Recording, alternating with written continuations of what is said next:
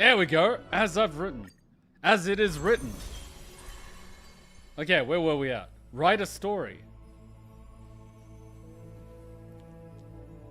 Have I done all these? I kind of feel I've skipped a few. Have I done all of them? I swear Castorized had more than one. Okay, well, write a story. Ah, that's the one. Alright, cool. Alright, let's write the stories. I've got 4.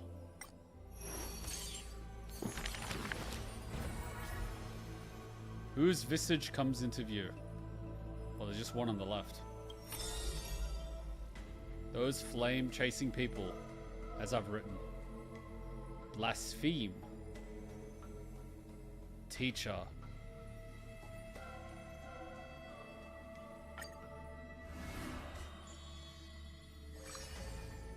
Let that divine name dim. Before meeting death, the scholar already composed his own epitaph. Of course he did. This person's name was seldom mentioned by others. Incomplete, just like his fate. He would sweep his own grave at the beginning of every month of reaping, staring long and hard at his stained hands. Hands that never seek the benediction of gods, accepting only the tricks and plots his brain presents. Keep your distance from that blasphemous one, lest misfortune follows you like a shadow. People warned each other thus before his lectern. In those rumors, the scholar's hubris looms foul and vile. He dares to proclaim ascendancy over gods and defy the Titan's will. But the one shouldering such slander pays little heed. His lonesome figure stands aloof, for he always believed that gods are no greater than mortal beings such as he. Grove of Epiphany, the paradise of the wise, yet harbors one shouldering the name of a fool. He calls himself a clear-headed teacher, leading lost students, yet he rarely guides or teaches, apart from gifting a single saying. Yet, for the rest of the student's life, that saying often proves to be more valuable than gold. He calls himself a clear-headed teacher leading lost students, yet he rarely guides or teaches. What? Pupils often praise his words as divine utterances, to which the teacher replies with sharp retort. Grove of Epiphany, the paradise of the wise, yet harbors one shouldering the name of a fool. He calls himself a What? It's clear-headed replaying? teacher. Fuck off. Apart from destiny, he seems able to decipher all laws. And now, even destiny may also be within his grasp. It was not so in the beginning, as he silently recalls the past under leafy shade. Faced with a god's edict, even I cannot resist. With no guidance given, he reaches enlightenment for the first time. Yet, I sincerely believe this is not to be my destiny. That became the cause of the blasphemy. Miracles are the most conceited actions of gods. They are God's denial of humanity via might. Magic tricks are the most articulate rebuttal. They are humanity's imitation of godhood via intellect. He habitually describes the feats of mankind as magic tricks, proving that the enlightened can step beyond the boundaries of reason. But magic tricks cannot afford to fail, even after a million times. And for that, the blasphemous co-conspires with a god. Using the final trick, they wish to create a miracle to end all miracles.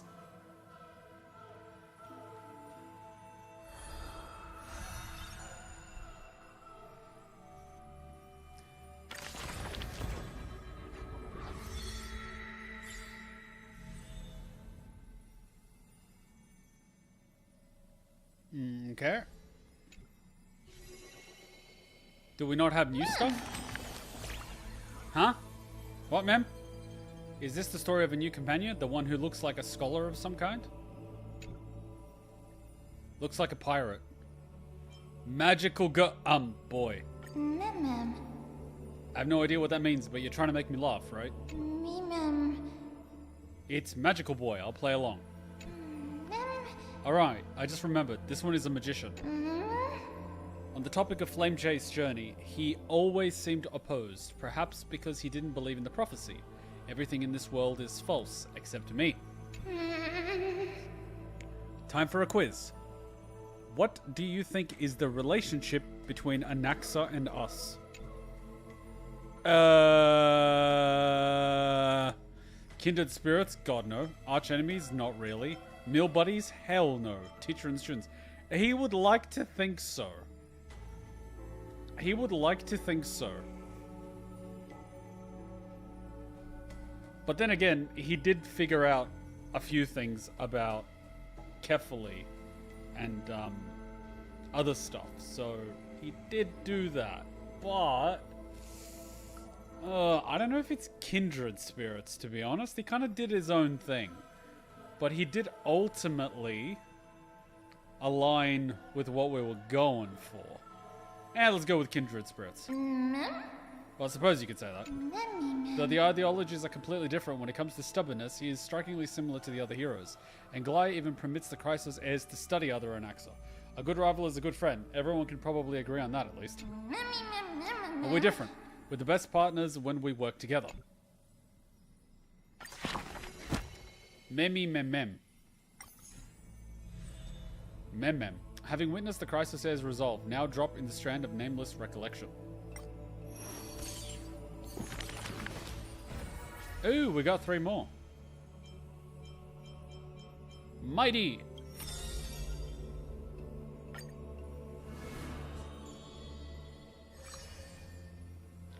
The day the lion went on campaign. None may approach that battlefield.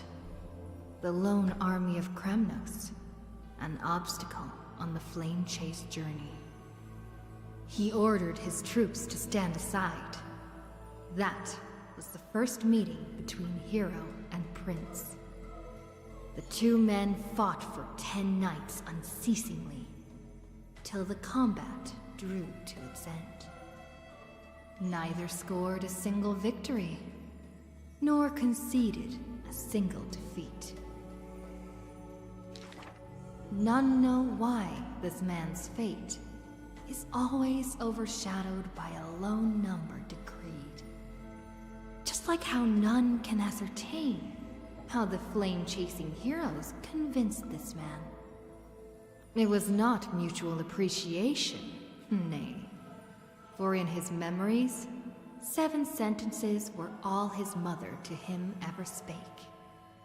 Yet somehow, that leader who weaves the golden threads recounted one of the 7 with ease.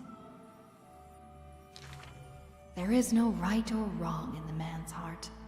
The lion has its own historian.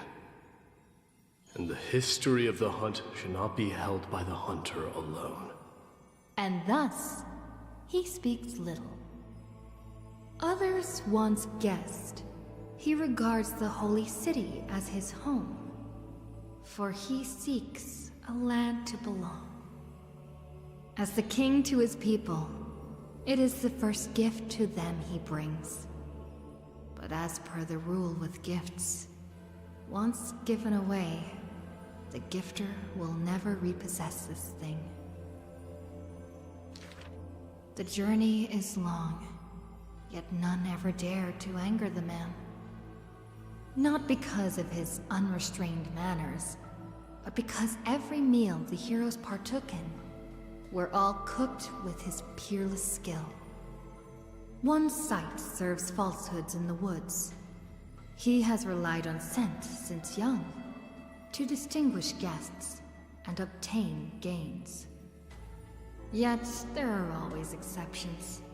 The man's arch-enemy often puzzled why their food was always borderline nauseating. He still recalls the day he entered the holy city. One who worships strife is bound to have rumors rife.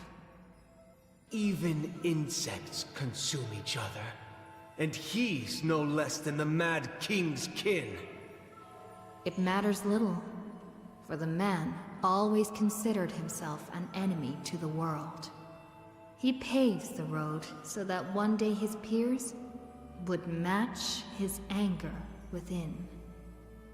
Yet, until the prophecy turned true, none in the holy city he ever did ruin.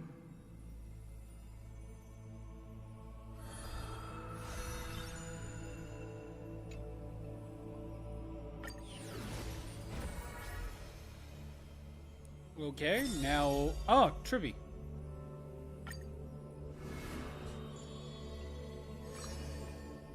Ooh, we have the long separation, which we haven't done. Surely we haven't done the last one. Long separation first. You shall part with your friends, with your enemies, with others, and with yourself.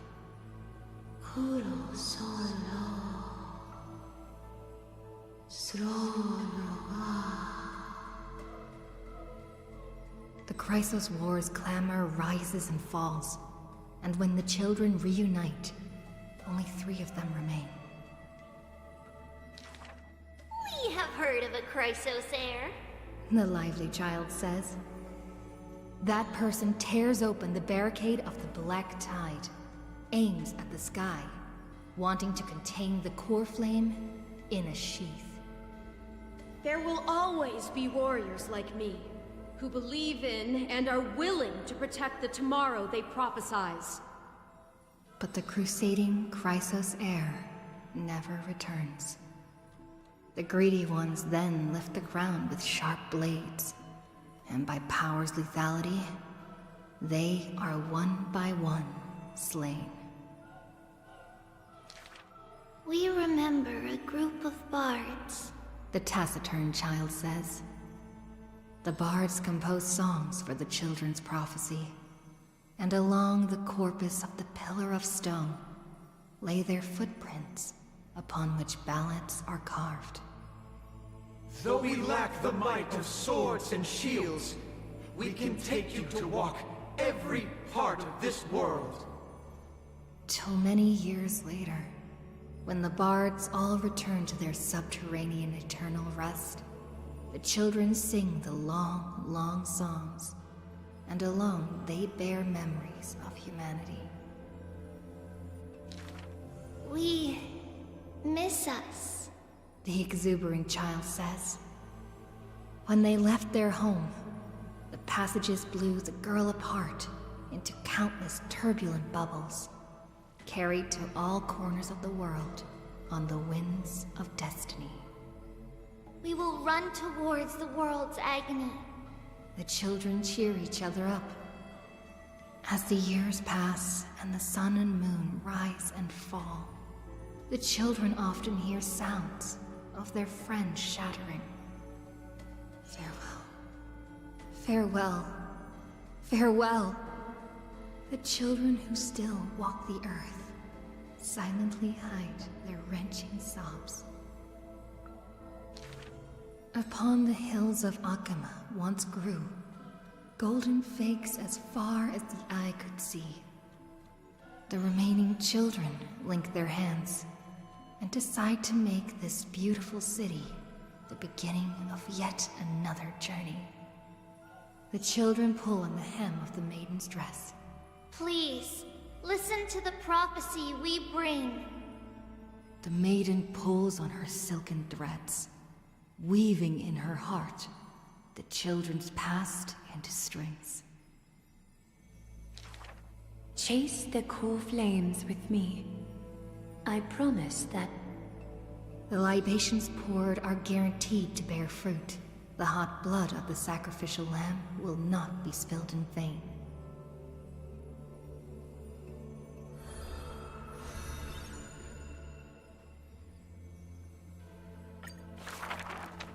The gentle mother silently dreams and brings to her child a scent from the west wind's shore.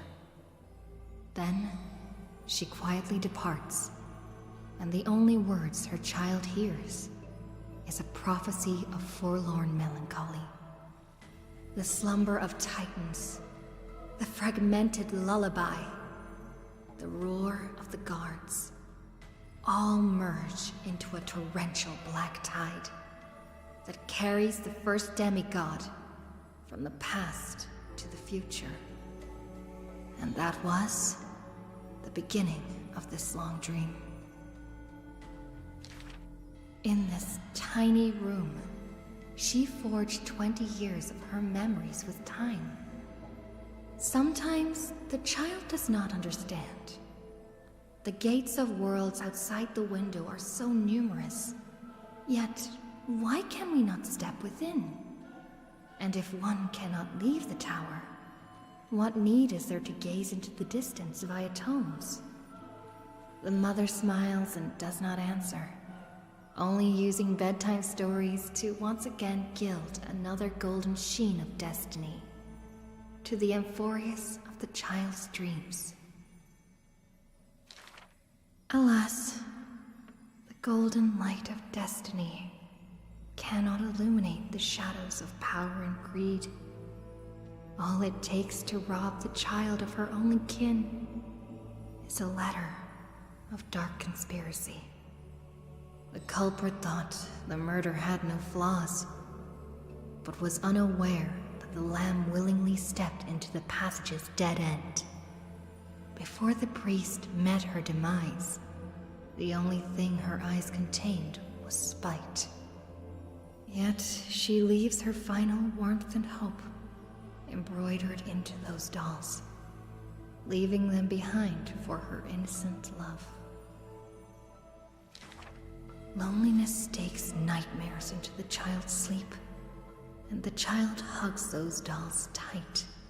At the very least, we will never leave each other, right? Onyx softly sighs and carefully lifts the curtain of time, presenting a crystal given in libation to the brave before the doll holding a blade. The Titan loves this child born into sorrow, but has no power to erase impending tragedy in the morrow. Only can it dispel the evening wind of the palace, giving the child solace in sweet dreams. The Titan's fading proclamation cannot pull back the string of the girl's destiny. All shall bid farewell to one, and that person alone will witness the miracle. In the holy city adorned with falling flowers, the children recall that prophecy beside their friend that has passed away. But the girl had already passed through thousands of crossroads and continues to sail toward tomorrow. Oh, for that bright spot beyond is the end of the west wind, where flowers bloom in spring.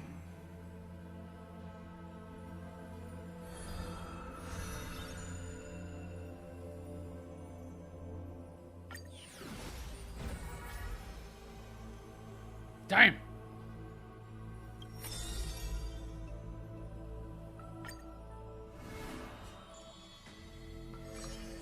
Curtain of swords and weave. A solo lyre's sound flows along the streets. Oh, my lover. Why does your mood change faster than the clouds above? The audience's face is covered in sorrow. Oh, how I wish she has clear eyes that are quick to anger and laughter, and dimples that crease in smiles and frowns. For the maiden he longs for has a body of alabaster and fingers carved by scalpels. In her runs blood of gold and a heart woven from threads. She has neither eyes nor dimples, lacking even a face. For she is Aglaya's garment maker, merely a demigod's serf. Wait, so this guy is thirsting for that thing?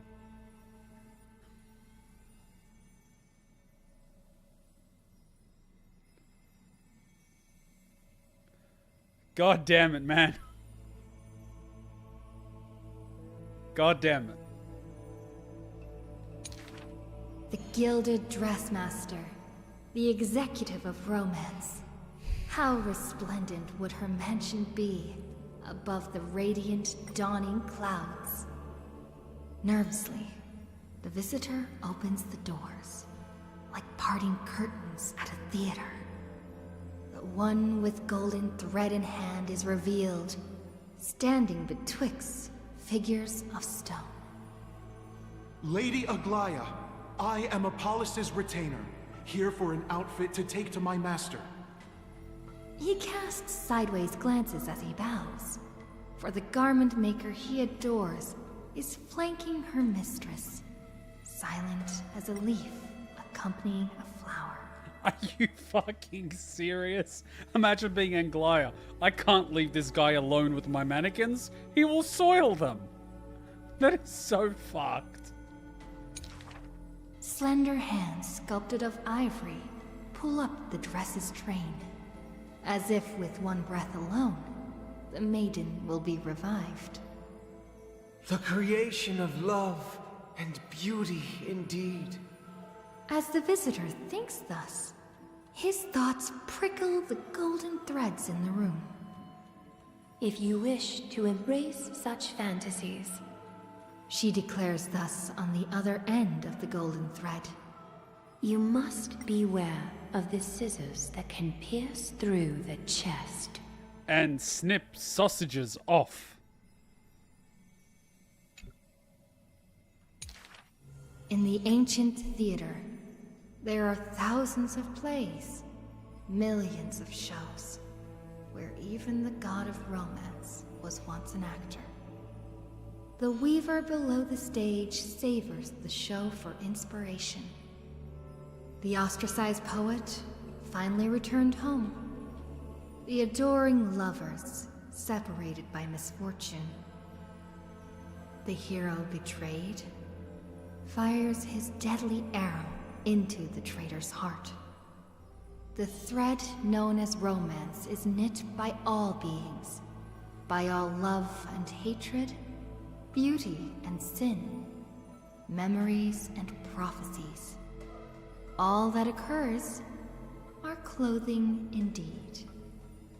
Look, the despondent servant buried his love. The dressmaster plucks it up, and into the garment maker's dress she weaves. The elegant garment makers once had beautiful faces, some as knights with swords, some as impassive priests, and put on pantomime after pantomime in the golden thread's light, till the stage shook in the storm, and the black tide tainted the dancers' skirts. She wiped clean their visages and instilled armaments instead of silk. Use the needle and thread as your sword. She requests the servants who cannot answer. The garment makers are elegant still. They turn bloody and stained slaughter into lithe rondos, for only then can they still dress in new gowns. Only then can romance survive. into the morrow. Remember, kids, you can't spell slaughter without laughter.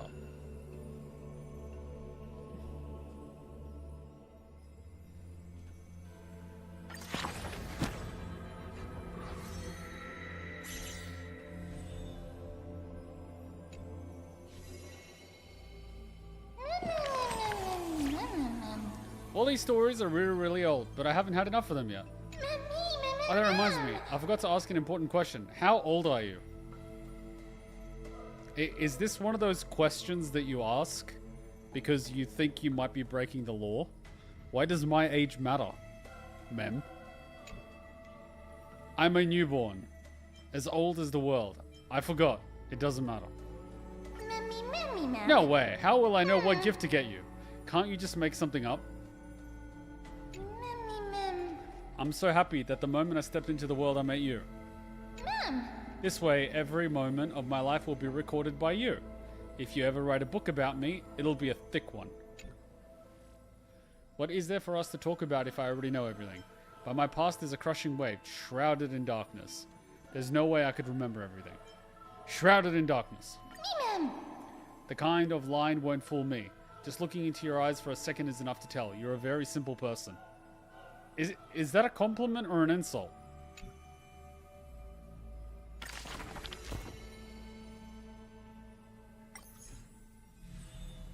Ah, we got 2 more. I think Castro is going to be one of them. Oh no, we got 3 more. So this was patch 3.2s. Alright. Let's get the douche v Britannia out of the way.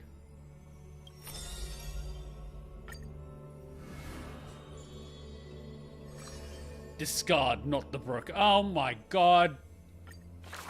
This motherfucker. This is a tale buried in history. One day, a student elated in victory dashed around the Grove's territory. Watch, Anaxa's gonna burst his bubble.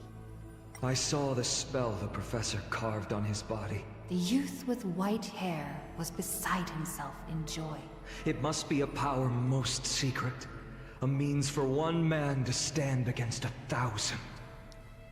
That spell was rare indeed, for it was a secret way to overturn a cart of hay. The scholar was still a mortal body, as yet to snatch life from death, or to reforge a new flesh through a god's remedy. Various minute tricks and parody. He studied them all, crafting schemes, oh so busy. For everyone knows, he wishes not to use the divine power that is his, refusing rightful custody. And in that unwitnessed moment of his death, final tragedy, he still held the hay cart spell steady. Standing alone, facing the evil enemy. Now, that craft is regarded as a magnificent study. Not because of what it was, but because of its purpose, known to everybody. In fact, he once crafted miracles, forging silent servants using soil as vehicle. Though no sentience, they do their job without obstacles, rivaling Titankin in spectacle. So he basically made, what are they called? Golems. However, one day, he suddenly changes his tune. Creation is the Titan's work, and slavery is the Titan's manacle. When imitating divine evil, there's no need to invest reason, most pinnacle. When the servants have all been recycled, he deigns not to explain, fearing to waste his reason or muscle. So he jokingly concludes the questioning with a chuckle. If it's just for odd jobs, students are a better gamble. The way he addresses himself comes from elsewhere. An imitation of a divine machine with some flair. He happily answers 5 questions for those unaware. Knowledge seemingly given with stingy care. Why does this sound like a nursery rhyme? Why? Why does it rhyme? Does it have to rhyme? Anaxa, you fucking show pony. For a wise one, 5 answers reveal creation's secrets, the truth hidden and bold. But a fool learns but not, and is left in the cold. Now, inquire. That is in fact the scholar's crafty snare. He hides the answer he seeks behind questions posed by those unaware, doling breadcrumbs as bait to lure and compare, whether the inquirer may be worthy of his wisdom to share. The scholar never looks at laws and measurements, ignoring the flow and shift of time's passage, and uncomprehending students gossip in eager regiments. Why? Obviously to drag out class time as a statement. The student's answer seems rather adamant. He is panicked by the flow of time, for his work is yet done, yet to implement. The stubborn assistant interjects in a rare display of testament. This man is too arrogant, and he intends to desecrate Orynyx's accomplishments. The passing sage from another school brings admonishment. Outside the courtyard, the gossip flows into the scholar's ear. He silently gives a grade to every question and argument. But none know the true answer, according to his judgment. So what does he even do? He's just a shit stirrer. Jesus Christ, man. Oh, Hyacinth has one. But let's do the Castorized one. But why does Hyacinth have one? We haven't really done any Hyacinth stuff in the last patch. Hyacinth was just kind of chilling in the background.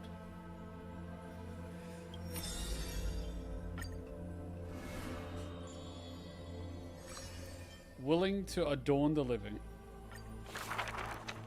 Born with an evil curse. Her hand dips into lethal cinnabar and white lead to personally decorate the faces of the dead. Her skills are said to bestow beauty on anyone, even transforming their appearance completely.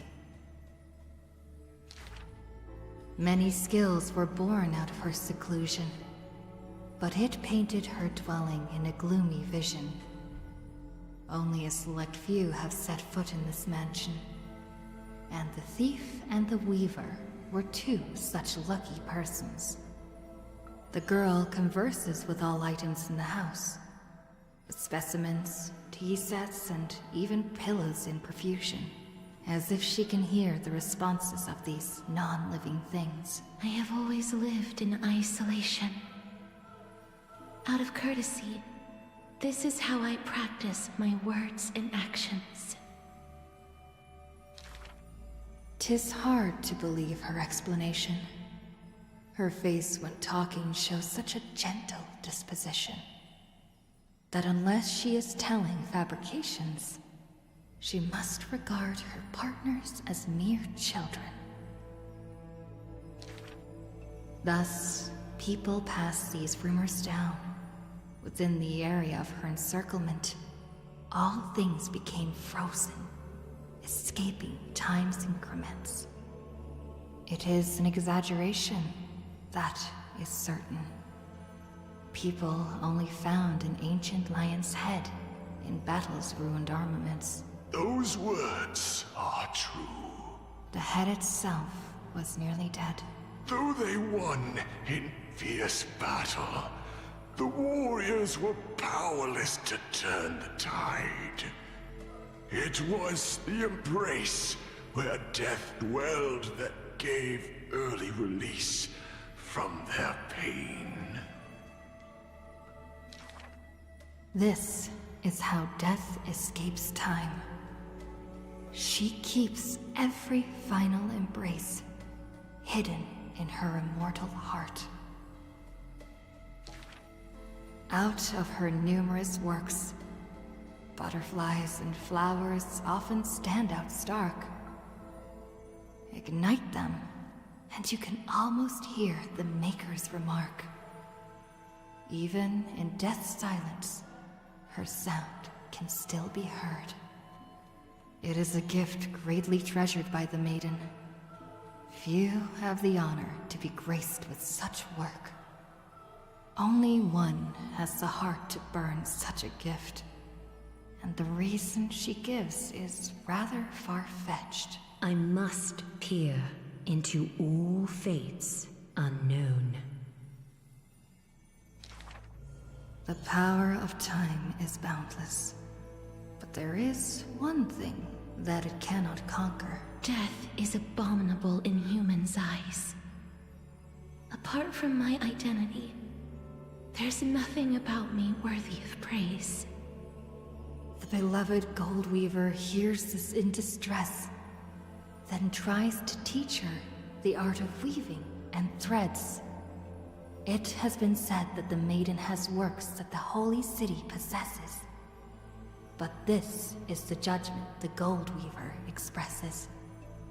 Ah, well, none can know all things, nor be skilled in all crafts. Her works are too early for the living to comprehend.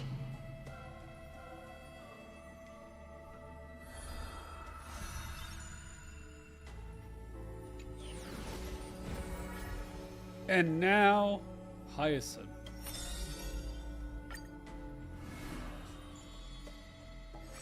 In the courtyard. I'm just imagining that one of these is gonna be little Ica's fast food order.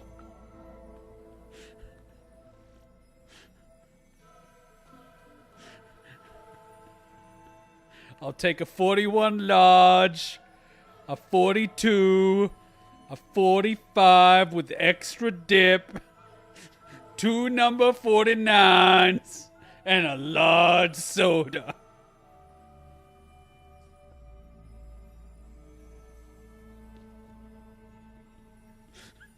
Lil Ica is big smoke. On the leaves, the rustling wind plays a melody as the girl looks over this courtyard petite and exhales, gently dispersing the palm-held blessings. The entire yard is lit softly, like a dandelion bathed in sunlight. Is this courtyard a tad too small? It's okay, Clementine. As long as it provides warmth plenty. Who the hell is Clementine? The girl makes the courtyard tidy. And in the Evernight lands outside the Holy City, there is now a light curing souls' maladies. The girl's skills can bring forth miracles, but today she welcomes a patient quite special. Welcome to the Twilight Courtyard. How can I help you? The gravely patient shakes their head. The end times are coming, and we all wander more and more. Oh, you may heal our wounds, but you cannot cure despair. The girl watches the patient leave, and her heart swells in sorrow.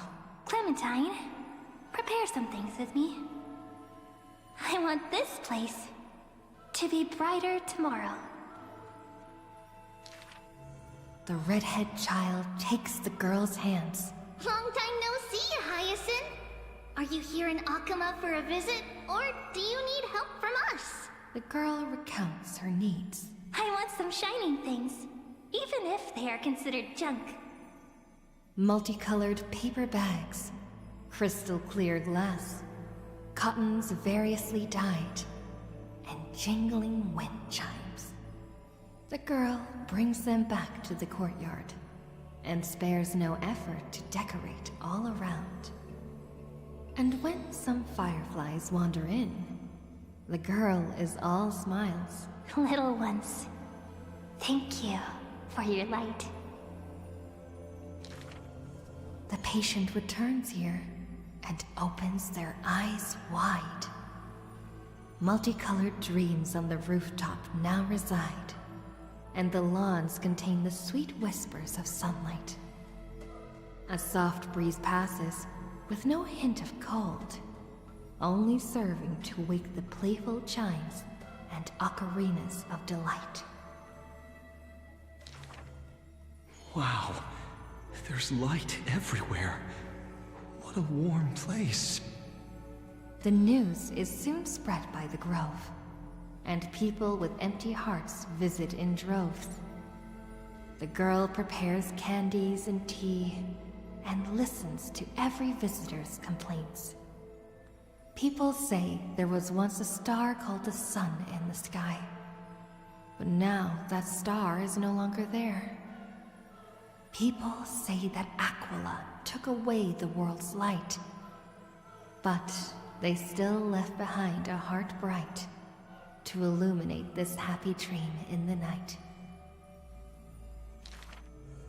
Like the blizzards in the month of mourning, doth calamity fall, burying warmth and dawn's calls. Orderless tides swallow up the grove of reason, and that tiny healing haven is also extinguished, broken and barren. When the girl, far from home, hears of such grave news, the wind brings her a moment of confusion. But it also evaporates the tears that briefly sparkle into being, and the girl still smiles, bright and happy. Soon, the people of Akuma see once again the girl collecting more pieces and tokens, wanting to rebuild that pure haven. But she never realized that wherever she stood, she herself was that holy courtyard, that light-filled haven. So she became everyone's counselor. What? But wouldn't that make her depressed?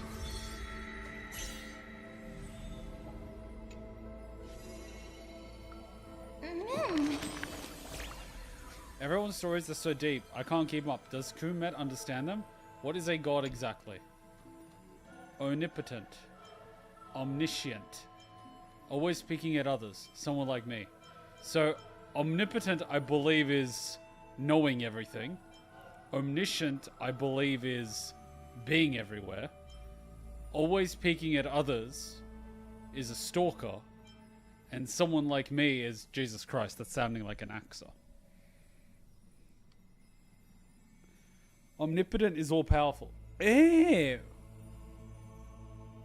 Then is omniscient all-knowing? Ah, okay. All-powerful.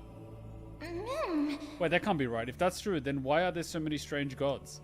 If there was a god who ensures Mem never loses her fur, would that be considered omnipotent too? What's that? I don't get it. So let me ask it another way. There must be a difference between gods and us, right? Otherwise, why would anyone want to be a god?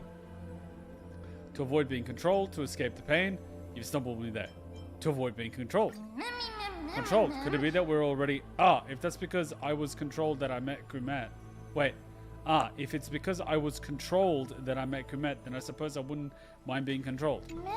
As I keep asking, I only get more and more confused. Maybe I'll wait until I've grown a little more before discussing these things with Kumet. Oh my god, there's more! I'll get one more. Does Mem get one? That is not 1. That is 5. That is 5. That is a lie. Why doesn't Naxa get another one? Why? He's had enough. Fuck. I want to die.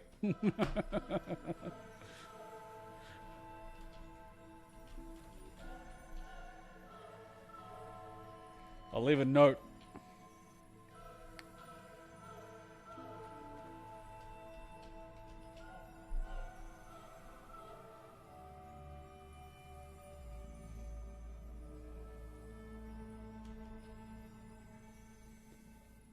We're never skipping another chapter of books again. Why there's so many? Alright, and glide number 4. But you're not dead yet. Elegy of Beauty and Ugliness. Here we go. In the past, when strife swallowed the earth, and schemes disrupted the hearts of friends, the maiden who was yet a weaver was wrapped in a cocoon most grand, untouched by the storms sweeping through the land. She spent her youth in a palace of romance, surrounded by treasures, with even maids beautiful beyond belief, often bathing in the praise and admiration of wealthy nobles. So she had a pretty good life at the beginning, okay? Till warfare set the threads aflame, and the devoutly praying priest was slaughtered before the altar.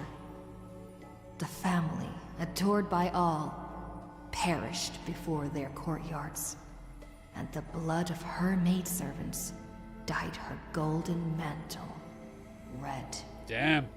The golden threads covering her eyes snapped, and the concealed truth finally appeared firsthand. Before a strong wind, a weak nobility cannot stand. In the long, endless war, the Goldweaver family was shattered by the sword, and the legacy of romance became a tragedy. She had a broken mansion and an empty house. The nobles who once loved her, none now willing to help her. All the romance, talent, peerage, and beauty, what use are they in a disaster? As she closed her eyes in melancholy, the maidservant pushed a broken loom to her earnestly. Miss, would you like to pick up the shuttle again and weave for me? Young Miss wanted to laugh, but she could only respond with shock. For the maid's face was now covered in scars, as she fought to protect her mistress's safety. Though I can no longer see, I still want to don the garments you weave. And yet, when she heard this, the desire to weave overcame her fears. Therefore, in the broken shadows of a house, the loom of romance moved once more. The garments were exchanged for copious gold, buying back her renown of old. Yet beside this mistress most noble, there was always a blind maid in tow, dressed in luxuries unfitting. As the weaver attended banquets, the praises of her youth returned. That majestic lady must be Nestia in the flesh. But harsh words also joined. The mistress's beauty is quite reduced by a maidservant so unsightly. Fuck you! The maidservant apologized in embarrassment, lowering her head. My mistress, I have brought you shame. Yet her mistress brought her to the middle of the ball, having her garbed in the latest dress, as the model. She now knew that praises and ridicule were both untrue, and that romance cared not for beauty of the face. The golden thread of gods exists only within. She is no longer that helpless girl. She already carries the god's authority and walks the hero's route. But she still cannot hold back the calamity of strife. The unsightly maidservant blocked the dagger aimed at the mistress's soul, and blood once again dyed red something she wove. That was the last time in her life the maid's face she clearly beheld. When sewing the death shroud, she could not control how her fingers shook, often pricked by the needle sharp and acute. Thus that pristine white cloth wept with tears of blood and gloom. And when the day of the funeral came, she saw the commoners' endless graves, and the nobles dressed in silk, frolicking in the groves, and sadness overwhelmed her in droves. Is this the destiny unleashed for their act of chasing God's core flames? She kneels before the divine statues and prays to Nestia of romance to look at these garments soaked in blood from the flames of war. Why are those that appear so fair in fact ugly in truth? Why do faces unsightly contain souls cut from noble cloth? Why can the blind see the light? And why do those with eyes only see night? The dying god remains silent. If you no longer have the power to see, then with my destiny, she grasps the burning core flame. I'll exchange for eyes that can see everything. Warm liquid flows from her eyes that now see all. In that instance, she is sure that she saw the manifestation of beauty. I hate these nobles. I hate them so much. They're pieces of shit.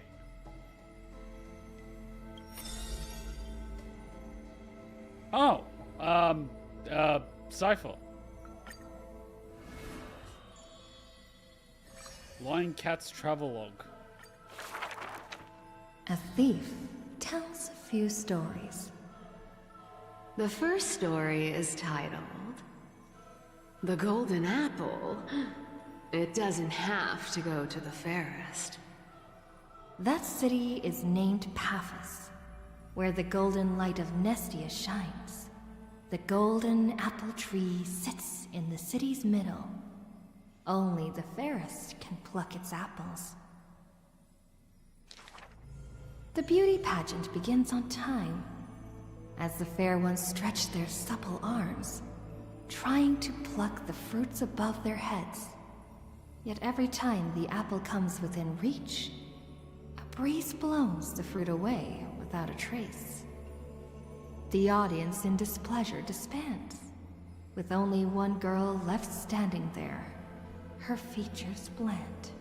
Yet to her surprise she finds her arms full of golden fruits, a harvest grand. The second story is titled Trying to Argue? Don't trick yourself, please. That city is named Idylia, where Circe's roots bury deep and wide. The sophist scholar holds a tortoise aloft, but his theories? Common sense bereft. Even the best athlete could never catch up to this turtle. None can overturn him in arguments, and he obtains the champion's crown in merriment. Yet, as he is about to leave, a wind blows the tortoise in front of him, and behold, his paradox becomes truth. To catch up to the turtle, An entire day and night he spends. The third story I will tell is titled, A Competition in Trickery. Who do you think is the Grandmaster? That city is named Dolos, where even Zagreus was once tricked. The king promises to reward the perfect lie, wishing to recreate the deceit of the Titan, his grand feat. I think the world is a gourd. In truth, we are all already dead. The liars take their turns in the challenge, but no one pleases the king. With a gust of wind, the girl emerges before the king's face. And when she leaves, she already has the king's promised gold in a pouch. The others are curious as to what lie she raised. Zagreus can only tell lies. And I am Zagreus. The fourth story is called, You Like Money. Good. But you must pay the price. That city is called Mythimus, where the sea breeze intoxicates the people with delight. A wealthy penny pincher prays to the Titan. Please give me the power to turn anything into gold. He's a fucking leprechaun. The fourth story is called, You... With a breeze, the rock in his hand turns to gold. But his joy is fleeting to behold. For with one embrace, his wife turns into coins, scattered on the soil. He howls at Fagusa to retract the blessing, but sees a girl in a hood in passing. The girl laughs hilariously, holding his hand in hers. Go back and check your vault. Some gold may be missing. But your beloved is right there, waiting. Cipher, you took another long journey. And we want to hear your fun stories! The girl with the hood dangles her feet in the bath, as 2 coins dance and fly between her fingers. Basically, I visited 4 places, tricked them to my heart's content, and came back fully rewarded. The girl pauses her words and looks out the window, as the light above the Titan's shoulder casts her right cheek aglow. The dawn will never cease, and the thief star wanders in foreign lands. How would you know that I am not lying right now?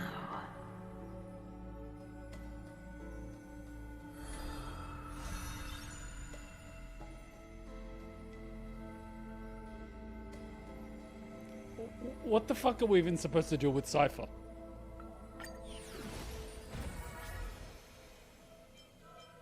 Please tell me Anaxa doesn't have another one. Fuck off, Anaxa. There's better. What? 2? How many does he have? Fuck off.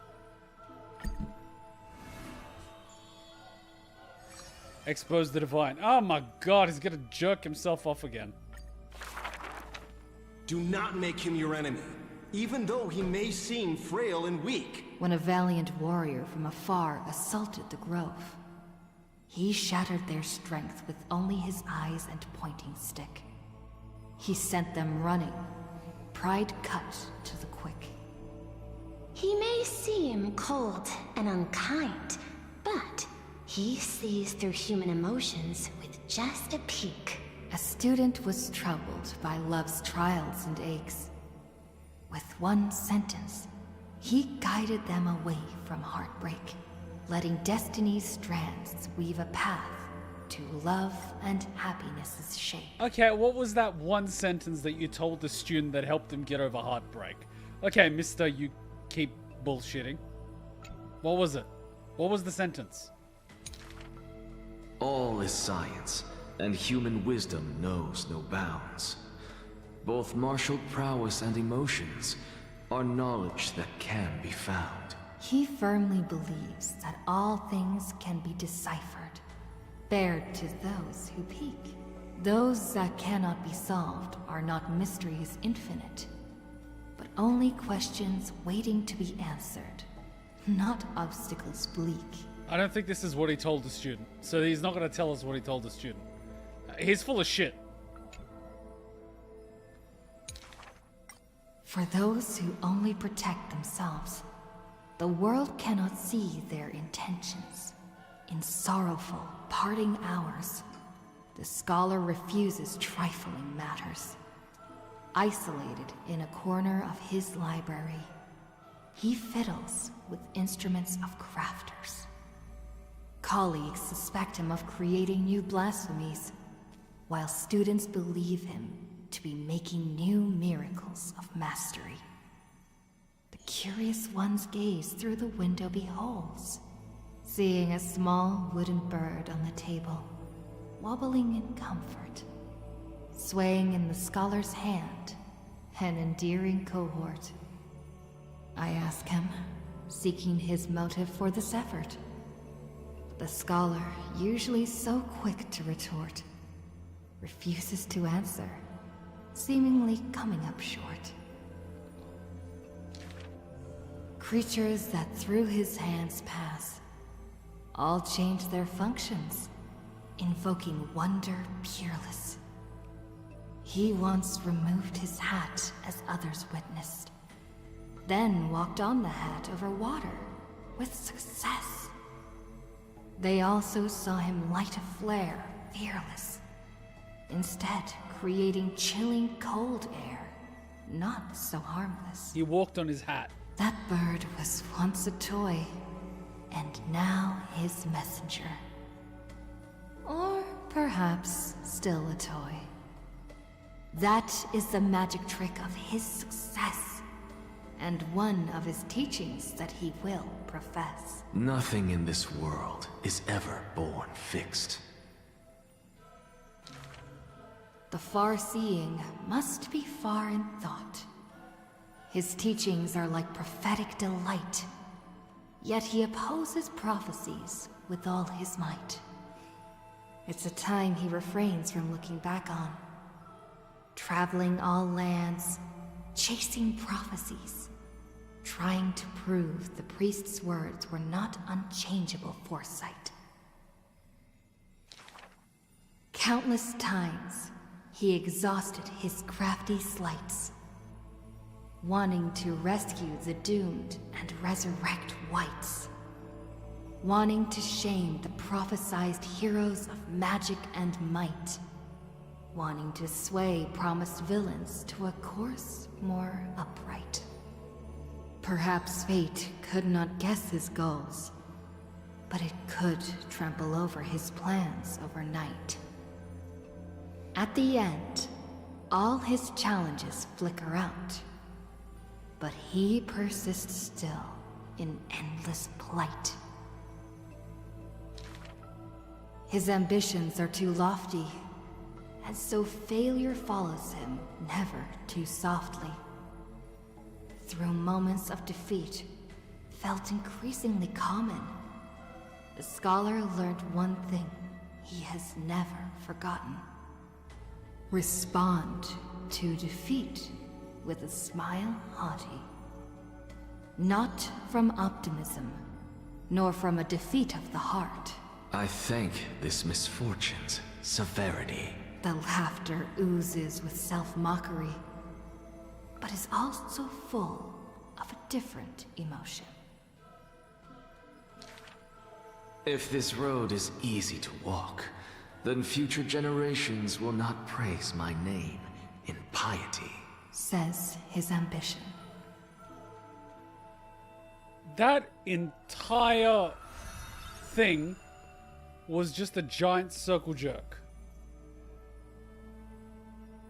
It just talks second-handedly about all this stuff he does, but he doesn't actually tell us what he did. I swear this shit was written by an actor himself. My god. Jesus Christ, man, an axe is putting me to sleep. I want to die. The man is a legend. No, he's not. He's a megalomaniac. He just keeps talking about himself. With a single sentence, I helped my student get over heartbreak and move on with their lives. Okay, what did you say? It is not important, but it was extremely insightful and very wise. So what was it? It's not important. Like, he's full of shit. We need to get him and Herta to get married. No! It's just so annoying. Ah! Storm can be the priest. And Polka Kakamon can be the best woman.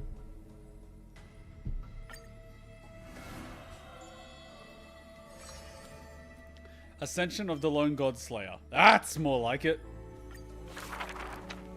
To die for glory is not eternal sleep. This is a lie all Castrum Kremnos keeps. The world after death is superior to reality and basks in light. But such vague poems the Crown Prince would not easily believe. What about Ruan Mei? She's doing the catering. What are you talking about? Cowards who dare not to look death in the eye. He declared thus on the day he returned from the stream of souls. Longing for a martyr's heaven and reciting self-deceiving stories. His words are sacrilege incarnate. More arrogant than his blood and family. True warriors should treat that paradise with spite. Many followers thus stop, no longer following his steps. For they feel this young man's words, compared to poems, are even more absurd. A body immortal equals not perfection. The man braved dangers endless, simply to seek his weakness. In his greener days with more amateur skills, in crises where death denied him even after kills, he learnt why curse is a synonym for blessing, for he saw that visage of terror at life's closing. The man seems unmoved when this past is mentioned. Having braved death 9 times, he who was once lacking now excels above everyone else, still rising. Yet, when asked if he's still as ticklish as when he was a child, he does not answer. It's a wild tale he won't care to opine. It's said that Castrum Kremnos has secrets divine, through which the king's power has passed. A one-man army, by strength in their bloodline. Therefore, a traitor who does not inherit the throne is a king most infirm. As the protagonist hears these words, he refutes not, but openly responds. These are not rumors unfounded. But will they matter if my deeds eclipse those of all other kings, achieving glory beyond? Never turning back in war, he seizes all our glory. That rumor in the war camp of fury often casts a shadow on the man's heart, indestructible and fiery. When campaigns become mired in terror, he sends his army to places safe and secure. Yet alone he goes to fight, knowing death can touch him ne'er. The Kremnoan detachment who follows him in livery all die in bed, devoid of glory. They have their share of grudges upon death, but the man has no regret, none necessary. Your glory lies not in death, but in my hands. The dust settles, and strife calms. A deathly quiet covers his father's realm, and the man alone returns home. A question seems to sound from shadows of the past around. Did you already walk that flame-chasing road, O King? Atop the throne, the man mutters alone. There's nothing else worthy of the hunt, for I am the blazing fire at the journey's end. As it has been foretold, he killed the king to become a king, and killed the god to become a god. His eternal destiny is to be crowned in blood.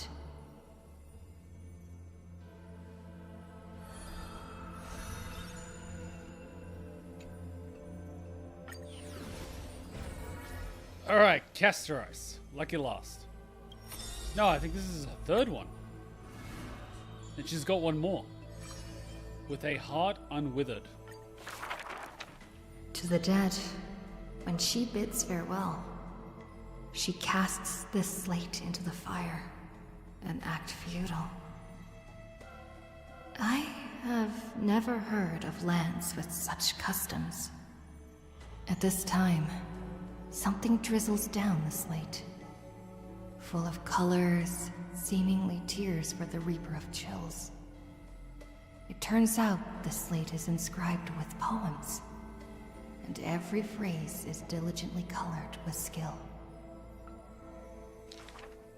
Before people pass away, I write down these poems. That is the limit of the girl's answer, and she only responds with silence for requests to read these poems.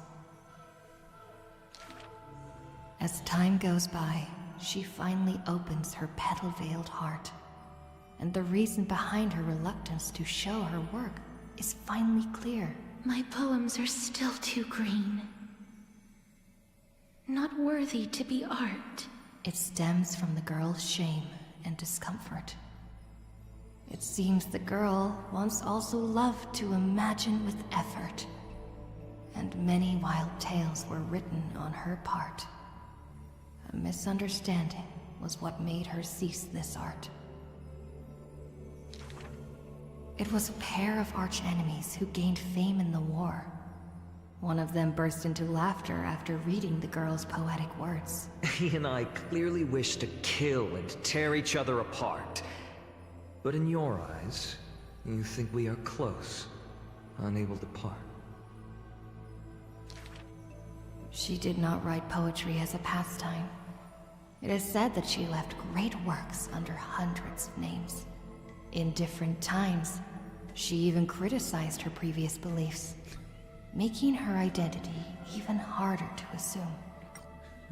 She writes stuff and then she criticizes it. The entire thread is just Casteris's alt accounts. I still found her weakness after many twists and turns. No matter how fickle her thoughts, she never lost faith in those words regarding the value of fragile mortal lives. She is heartbreaking and enchanting. She is the fingertips of death and the ghost of love and poetry. However, those poems have brought her many complaints. The poems that her hands composed all lack an ending of any kind, and the Maid of Death has no desire to continue them. This is truly difficult to write. The girl excuses herself. My duty is to lead the living to the end. I cannot think of a fitting end for a poem to the dead. Such is the epitome of lies. One who's grown used to death remains inexperienced with farewells. Therefore, I extend her an invitation. In this story belonging to herself, she can leave an ending reserved only for her. What she brings is not only death. She thus replied when we first met. And when we meet once again for the last time, she again deliberates over this closing statement. Apart from death, there is something else that is worth remembering. That is the journey she walked.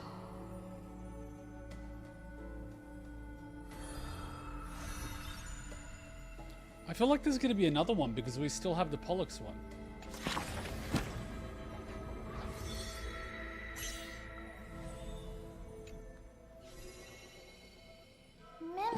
Ah!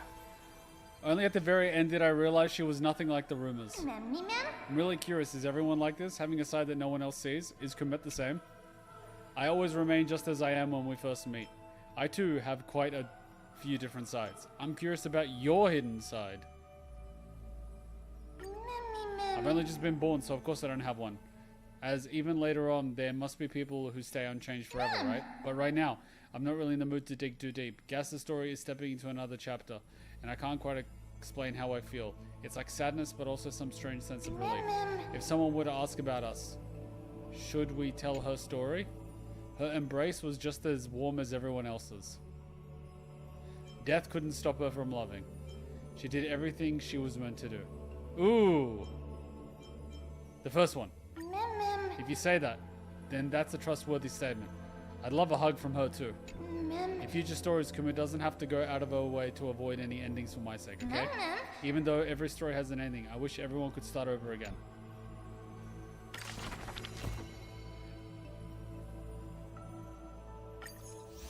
Ah!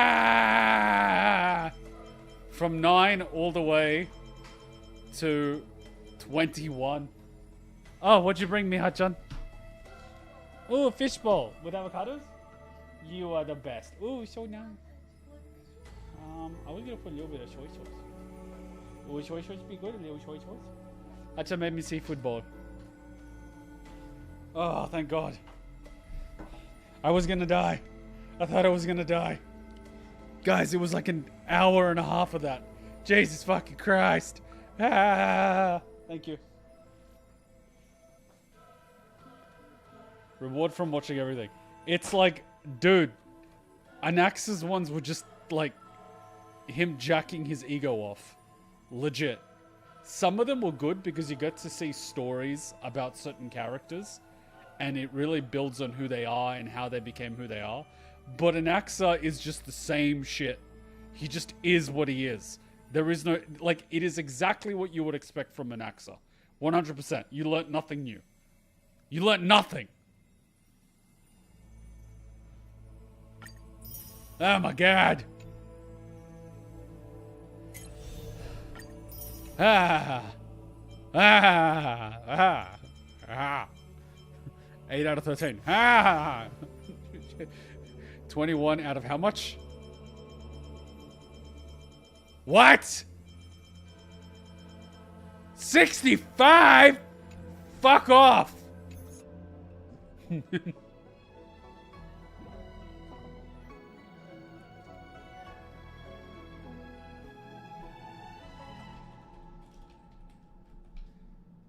You are now free.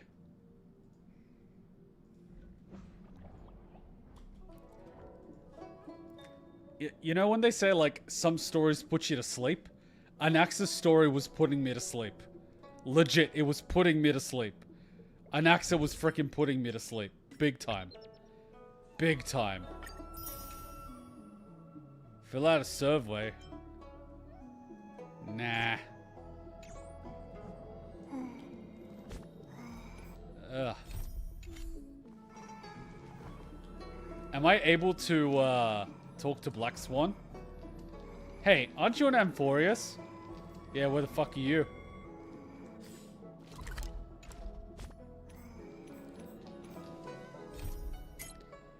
Alright, stars cleanse the troubled thoughts. Not a good idea. Probably not. Head to the vortex of the Genesis and recall what came before. What?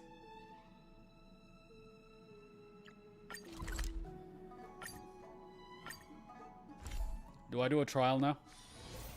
hustle and bustle of the world. Still so charming. You and me both, sister. You and me both. Why is this happening? Team lineup.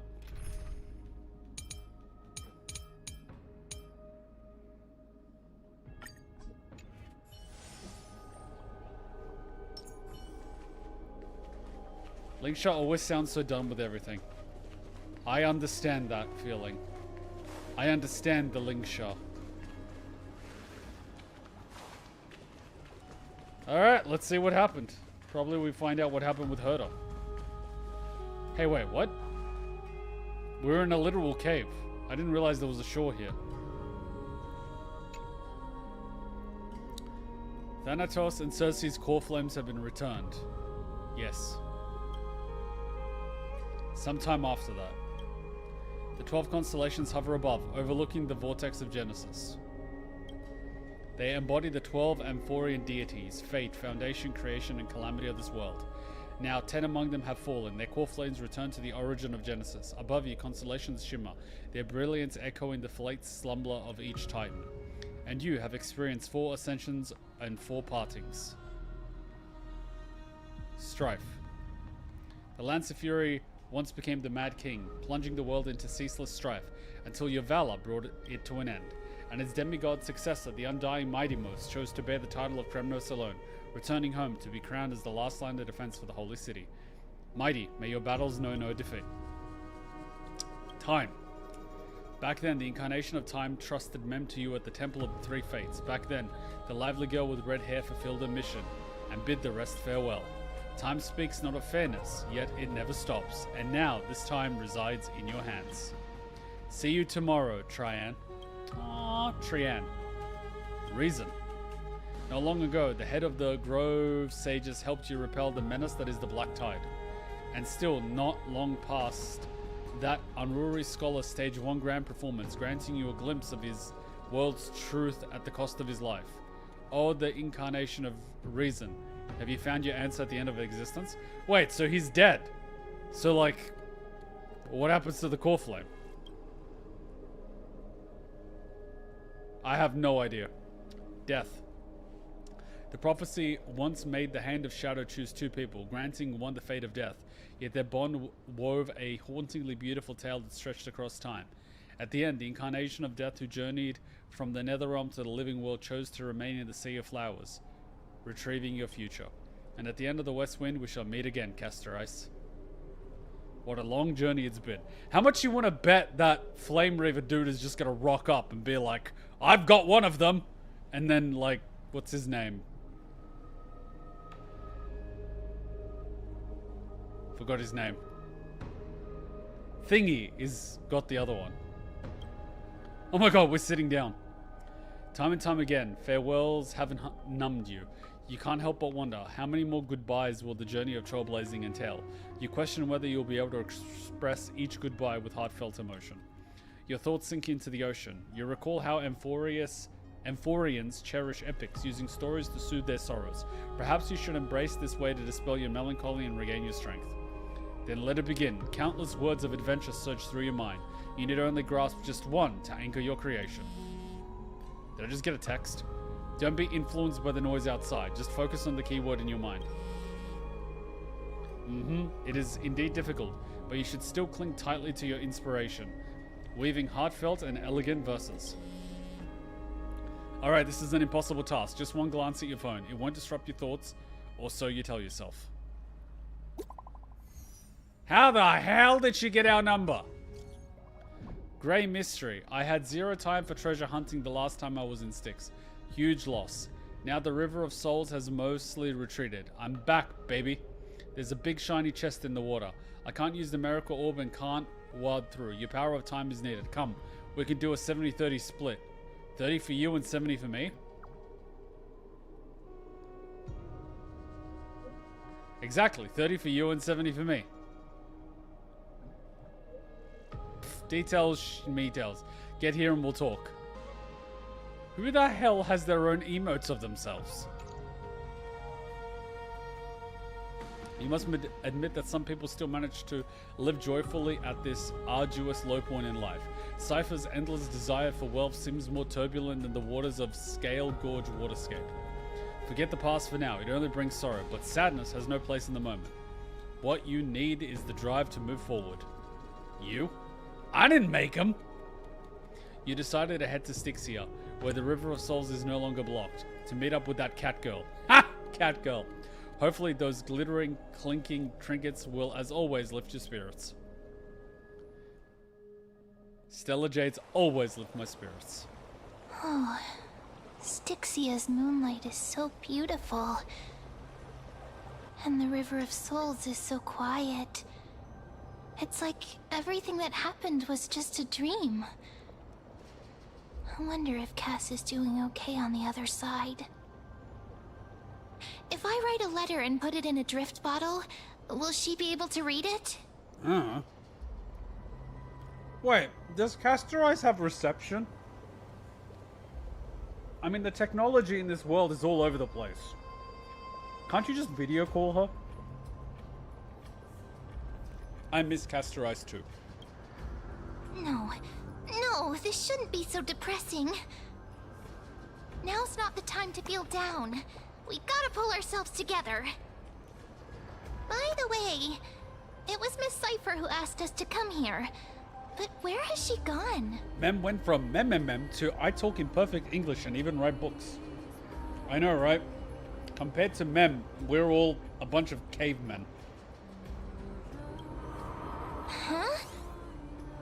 What was that sound? I don't know. This aura feels so familiar. Let's go check it out together. Be very careful. I have a bad feeling about this.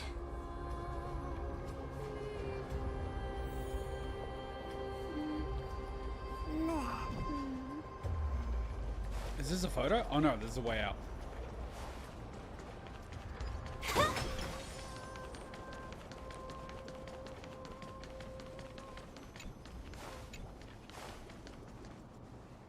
Hey, what's that on the ground?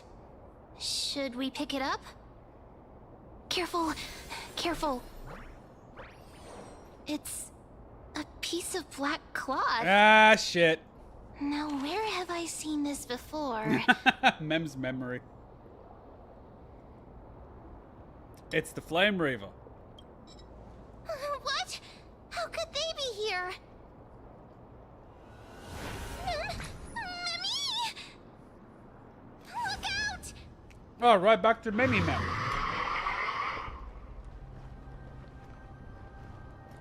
Mem, get ready. You want the pig bunny, don't you?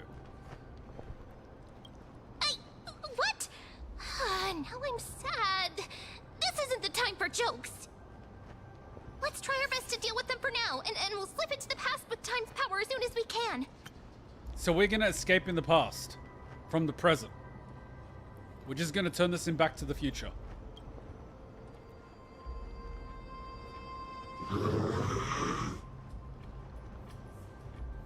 The River of Souls Oh my god, it speaks! is full of fish, big and delicious. Wait, so you just want to eat seafood? What? Wait, what if this guy doesn't actually want to fight? The flame chase journey stops. Okay, maybe he wants to fight. Meow, meow. Oh god, he wants to kill the cat. Meow? Is this meant to be a riddle? Flame Reaver's gone mad. The end. Is this meant to be a riddle? I don't understand this language at all. Am I hallucinating?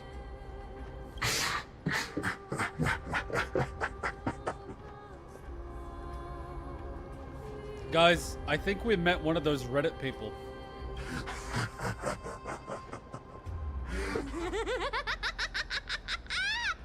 Wait, was that Mem or was that the Flame Reaver?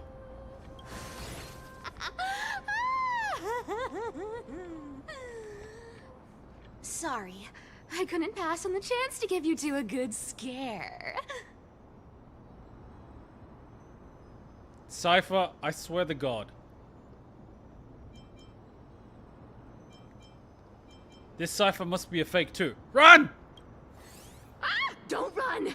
I'm the real Cipher. The real one. How do we know that? This is the most effed up shit. That is a bad joke to play, all things considered. Come on, don't be upset. I'm just giving you a kind reminder that Amphoreus isn't safe at all. The whole place is full of dangers, including that swordmaster. Make sure you stay on your toes, no matter where you are. So you're playing both good cop and bad cop. Well, I ain't grateful for the reminder. I'm so strong that I don't need your reminder. Ooh, good cop, bad cop. Hey, I'm just making it up to you. You'd do the same in my shoes. So, was that a Flame Reaver disguise? Or a magic trick? It looked so real.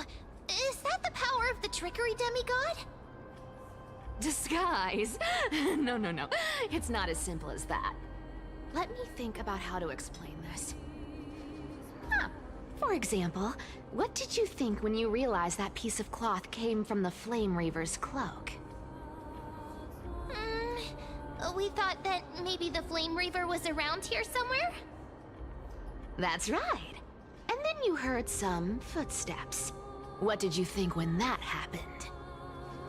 Well, we thought it must be the Flame Reaver coming this way. Yep, exactly. I just used some hints and, mental suggestions to help you believe in a lie. Wait, so you don't take the form of someone else, but rather you make the person's own mind form the projection in their own mind? So you basically just take their own anxiety and crank it up to max, to the point that it starts messing with their perception. Lies are what Zagreus is best at. If everyone believes in a lie, then it becomes reality.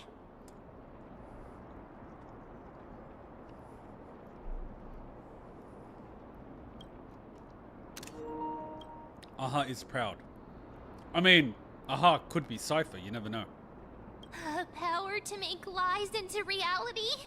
That's got all my hair standing up. I mean, history does it all the time. I mean, we see nowadays how questionable the news is. Now imagine how questionable history is. And you're just telling us everything like that? You think I might be lying? No need. The seamstress trusts you for a reason. Someone as honest as you couldn't trick me even if you wanted to. So, there's no harm in telling you. Besides, we still need to team up to go treasure hunting, right? Let's wrap up here. It's time to get going. Oh, was that your teleslate?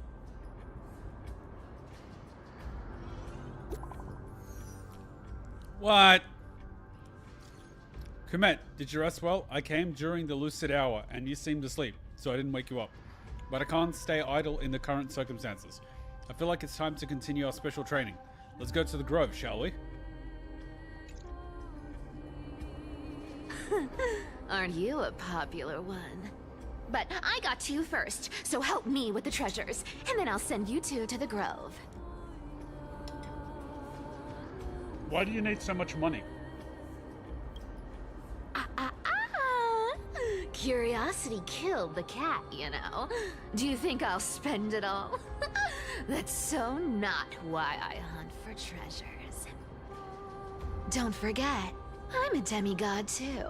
And there's a line reserved for me in that stupid prophecy as well. You shall walk with greed and die over petty change. But I don't believe in that. As long as I keep collecting treasures, then I won't need to care about petty change. And as long as I don't hurt other people when I get what I want, I won't be walking with greed. Right, Isn't that simple? That's self-delusion. So, as long as I keep going down this path, all those predestined prophecies and fates will never catch up to me. That was a long speech. I'm getting thirsty at this rate. The treasures of Styxia aren't gonna float up on their own. Come on, Grey Mystery. Show me what the authority of time can do. But the thing is, change can be interpreted as coins, and coins can be gold. So they can still be treasure, but they can still be change. And you can still be greedy, which you are. So you're kind of like playing with fire all the time. And you just don't realize it. Like, it's so fucked. But the real question is, would the prophecy have been fulfilled had you not known it? Think about it.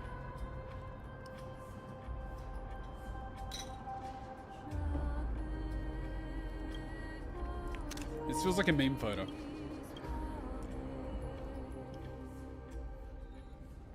A few days later. What? Ah, so this is the car of the Astral Express you've spoken of. My repository of memories has been enriched with another fascinating piece of information. Thank you for leading me here, Lord Donham. I'm surprised a council elder like yourself would be willing to journey so far to inspect the Express. Archimans hold wisdom and knowledge in high esteem. If the citizens knew of your origins, I'm sure more would be intrigued by the Trailblaze. Sadly, discussions about the world beyond the sky remain taboo.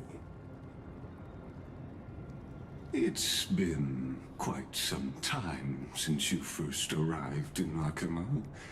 Presumably, you've been looking for a way to leave ever since. Can I ask a question? How is the fire still going? It's been like 90 days. What is keeping the fire going? You know, besides corner cutting in the budget.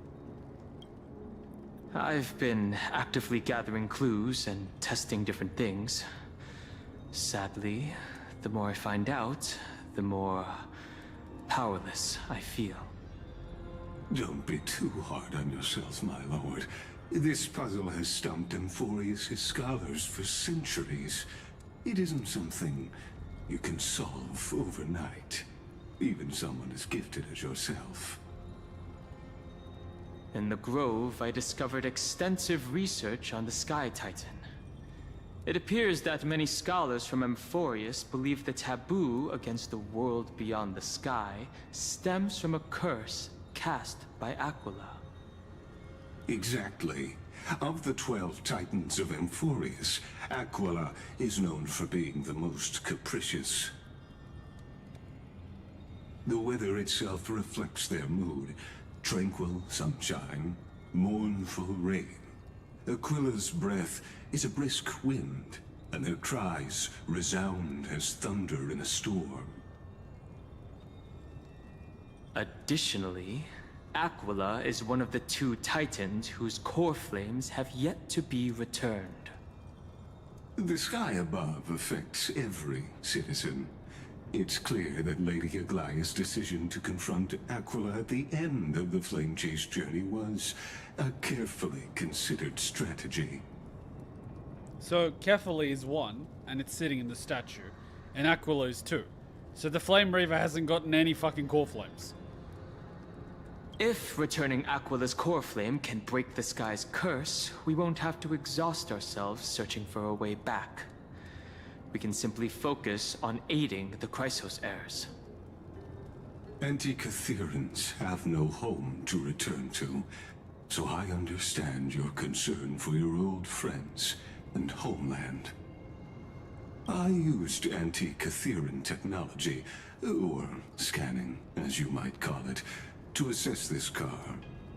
Assuming my judgment is correct, I might be able to conduct a thorough overhaul of its power systems. Really? But Of course, that's only if you, my lord, permit me to interact with it. By all means, please, proceed. But be careful. The Express's thrusters are extremely delicate. You honor me with your trust. I will be very careful. He carefully scans the damaged propulsion system and methodically begins inspecting its components. This is unbelievable. You seem to understand its structure perfectly. Have you repaired something like this before? Not exactly. But we Antikytherians are inherently sensitive to machinery. Carefully endowed our kind with a unique advantage for analyzing and learning. If you give me some time, I might be able to fully restore this damaged car to its former glory. Then you and your esteemed companion could set off on your return journey sooner. But isn't the real issue with Aquila? Hypothetically, Lord Donhong, if I could open up a path out of Amphoreus that circumvents Aquila's divine punishment, would you consider ceasing your support for the Flame Chase journey?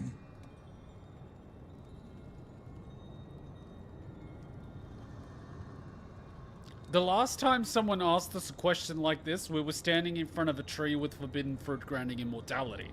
And I thought it was a test. Turned out it wasn't. They were being legit. Why is he asking this question?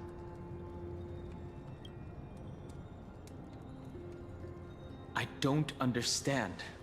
Does the Council of Elders possess some secret means of counteracting divine punishment? And I thought he was just going to observe whatever happened and follow humanity's choices, whether for better or worse. Why do I feel like these bastards have been here for a long, long time and watched this happen several times? It's best if you don't delve too deeply into that question, my lord. All you need to know is, I can make it happen. Do I still remember his talk with Herta? I do, but it comes down to what his whole role in everything is. Maybe this is not a decision by the Council of Elders, but rather his personal wish. Yeah, but why? What's the motivation? The crucial point is, if you and your companion are unwilling to halt your support for the Chrysos heirs, it could offend certain interests.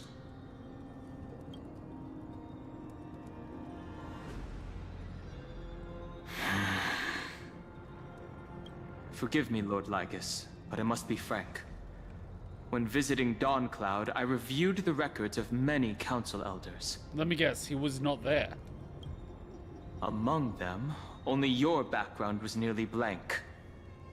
I'd like to accept your goodwill, but given such a mysterious background and motives, anyone cautious would have doubts.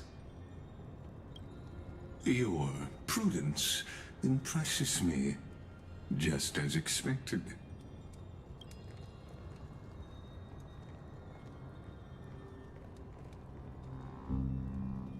Are these people... Is this a trap? Is that why you accompanied me here? Please don't misunderstand, Lord Donhong. As the Theoros, I have no allegiance to their plans, nor am I obliged to obstruct them. I am neutral. Out of respect for you, I hope to offer a peaceful solution to ensure the safety of you and your companion.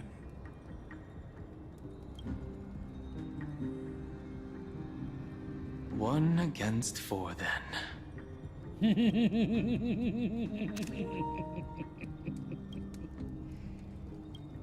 Just to confirm, if things turn ugly later, will you help? I will not. As I said, I remain neutral. Are you asking this because you plan to refuse my offer and continue supporting the Chrysos heirs? You weren't wrong about one thing, Lord Lygus. Indeed, we must try to return to our companions. But our companions now also include the flame-chasing Chrysos heirs. The Nameless cannot and will not ignore the fate of our companions. So I see. This is what you call trailblazing. When I asked if you'd help, I meant the ones who need help are them.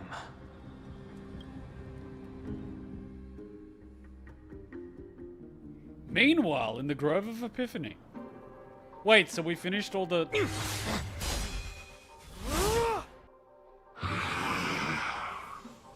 Oh, you're fighting him.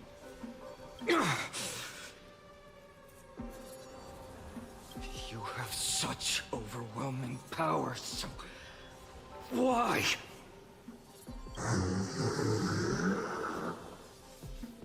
Answer me! Why do you stand in our way? Why do you want to take the core flames?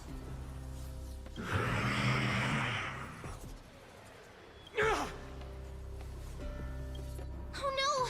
He can't hold on anymore! Drag him back here, friend!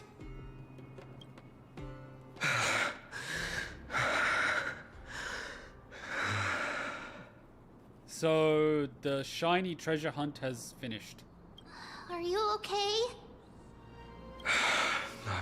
I'm okay. I can handle that kind of hit now. But a few months ago, that would have knocked me out. Always keeping me on edge. Thanks for worrying, buddy. Thanks for the help. To face Aquila and other potential threats, I must sharpen myself with the most aggressive methods. So, did you, like, summon a vision of the Flame Reaver, or was that the actual Flame Reaver? Even so, it's impressive you thought of this training method. Battling the phantoms of the past in the River of Time? It's just like the hyperbolic time sanctum that the bards describe. Hyperbolic time sanctum! Hyperbolic time sanctum!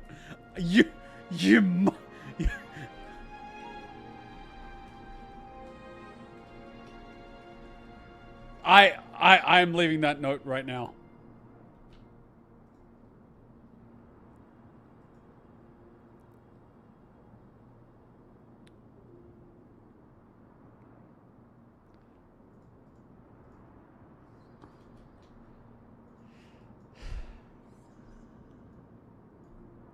Not even trying to be subtle.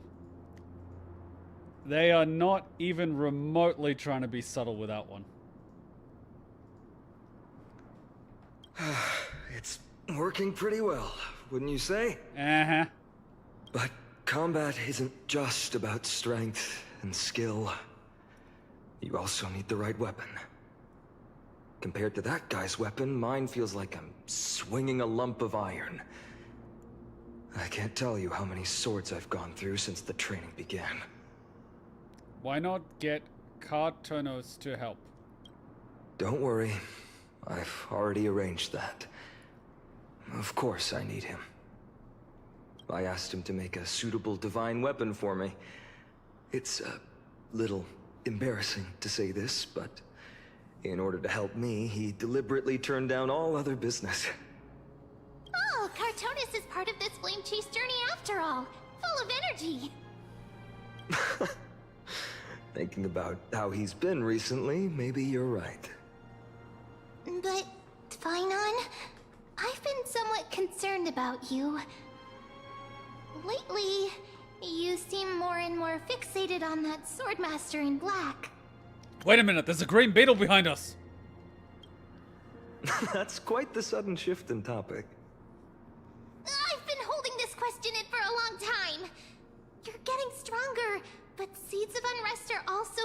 agony. Don't worry. I'm not wielding my sword for revenge. She's been through Nikador's trial and understands. Those who can't walk out of the shadows of their past are ultimately weak. Times have changed. The responsibility I bear is both precious and fragile.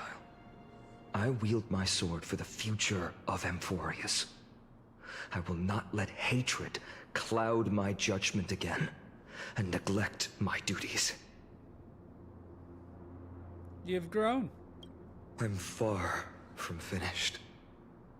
I must continue sharpening my skills until I can match their strength. Every time I say something, things get so serious. I don't want to be the person who keeps bringing the mood down. I'm out of energy for training today. How about we go to the library of Philia to lighten the mood? Sure, that's what I've been looking forward to. We deserve to enjoy ourselves after all the hard work. Today, I'm definitely going to...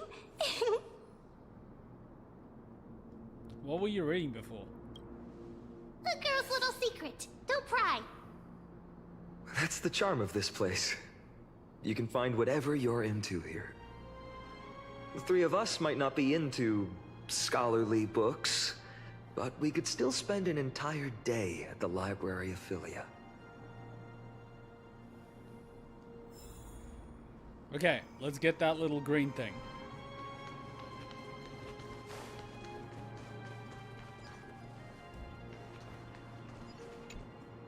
What?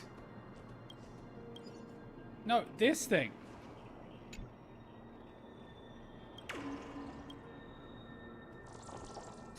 Got you, little bastard.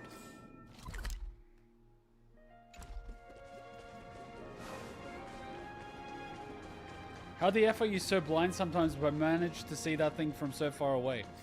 What do you mean so far away? It was right there in the background.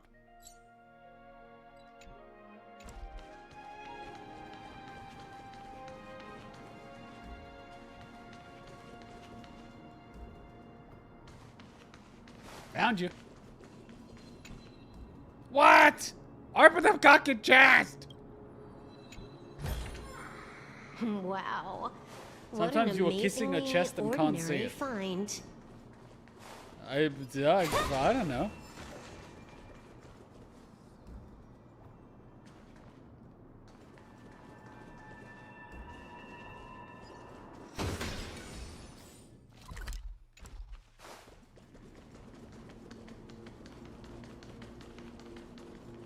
Alright, it wants me to go the other way.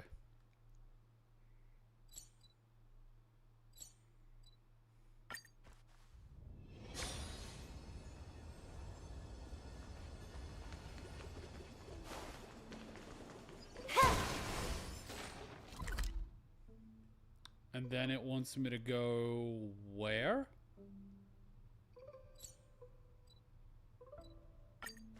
Here we are!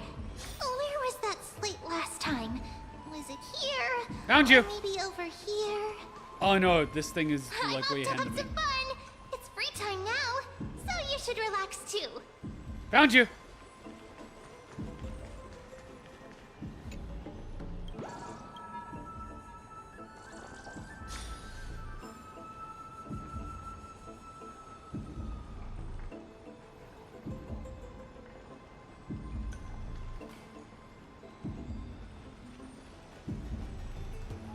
Hey, I found one!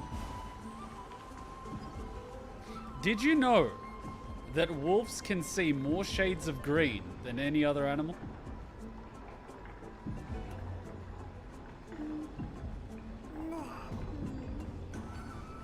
Is it wolves or is it another animal?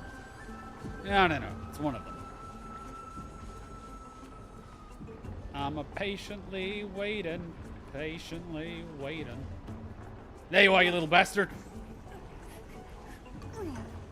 Hey!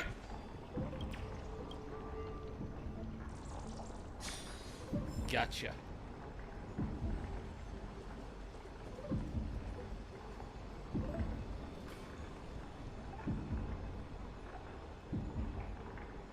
I think that's it for now.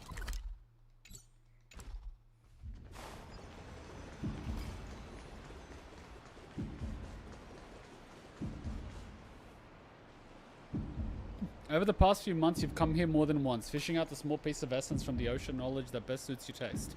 You're quite relieved that Dan Hung isn't around. No one will be here to judge your reading tastes.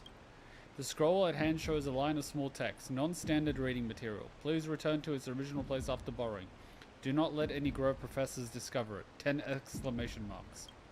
It seems that the scholars of the Grove, amidst their profound academic discussions, haven't forgotten their little hobbies. So which reading material will you pursue? Forbidden Love, The Tree and the Butterfly. My professor can't possibly be this shy. One Punch God Aquila. What the? Forbidden Love, The Tree and the Butterfly. No. No, no, no, no. No, no, no, no, no, no. I love you, Circes. I've already received the graduation gift after all, so forget me. What? What is this? Do you truly understand? I don't need to. Let me be direct, Circes. To romance a student, even your own creation, don't you find that perverse? What is this? This is the first time the embodiment of reason allowed emotions to govern her mind. The sensation left on her palm felt as if it would scorch through the heart of the tree. What?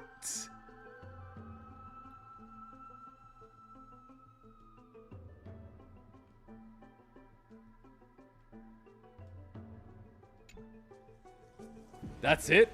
Nothing else?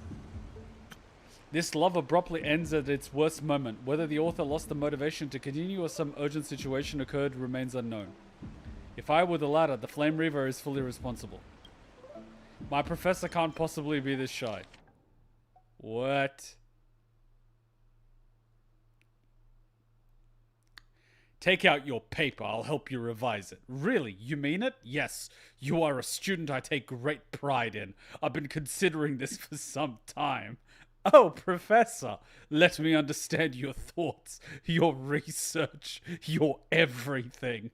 No further words were needed. Two seekers of knowledge driven by instinct began their deep exploration of ideas. At that moment, we had yet to realize that after this lesson, another name would appear in the acknowledgements of the paper, and in the end, this would be the very spark that led to the founding of our academic symposium. Symposium? After finishing this mind-shaking piece, only one image remains in your mind. The Express. Welt. Phone. For a young stellaron host, this type of literature remains too ahead of its time. One Punch God Aquila. Oh God, what do we have here?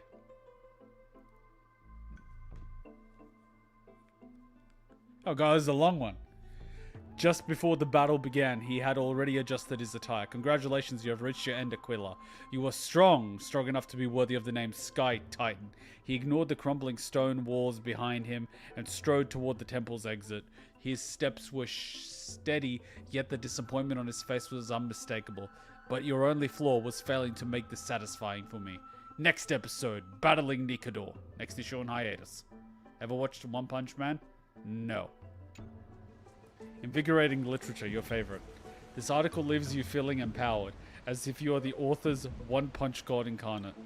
Sky Titan Aquila. That's nothing. Let's stop there. I wonder what Finan and Mem are reading. Mem's probably reading 50 Shades of Grey. Let's take a closer look.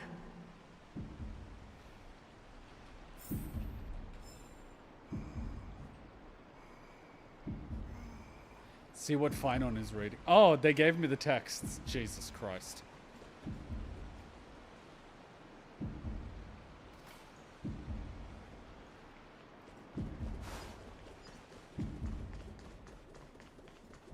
What are you reading, naughty boy? Well, I thought I felt a draft just now. Peeking isn't polite, my friend. Just curious what you're reading. Are you reading something you shouldn't be? In front of you all? That would be pretty careless. Here, look, I'm reading this. Antiques Appraisal. How to Make a Fortune. Boo! Didn't know you were into this. I know how, in your dreams. Maybe it's time to find a different side gig. No way, I've invested almost all my savings into this hobby. Bruh. I've spent a lot of time pondering how Aglaia became such an effective leader. Beyond the intangible qualities like personality and ethics, a major reason is her family wealth. How about the fact that she's got golden threads everywhere that operate like a spy network? That's the perk of growing up in a big city, isn't it? For those of us in the sticks, luck doesn't come as easily. It's 30% grind, 70% fate. Oops, I talked too much. As a leader, you need both integrity and... integrity and skill.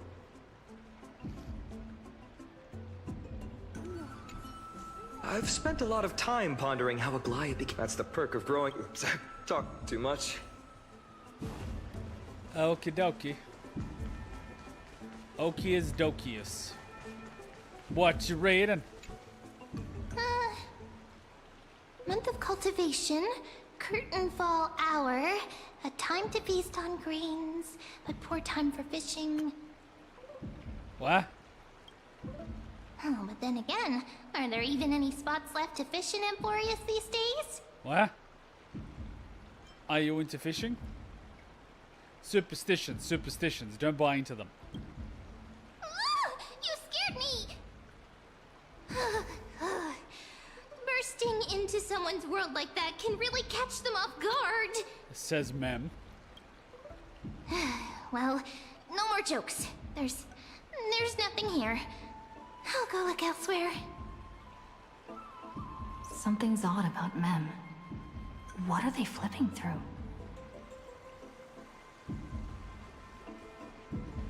What is that freaking heartbeat?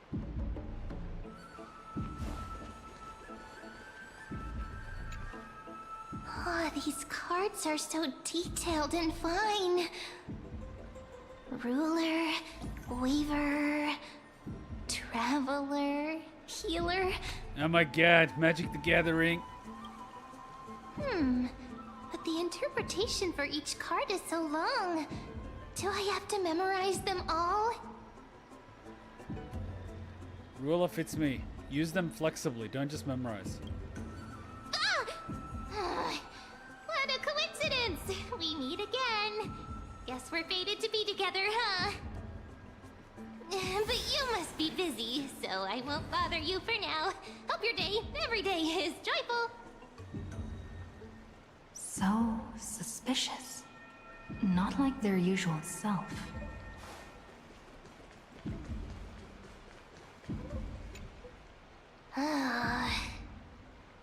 You sure are persistent. All right. I'm totally helpless against your charm. My charm of perseverance. What are you guys chatting about? Is this... the Amphoreus Divination Compendium? Why are you here too? Sorry, seeing you two chasing each other around, I suddenly found my book not that appealing anymore. Never thought Mem would be into divination. But it's not exactly a niche hobby, so why all the secrecy? I wanted to set up a surprise!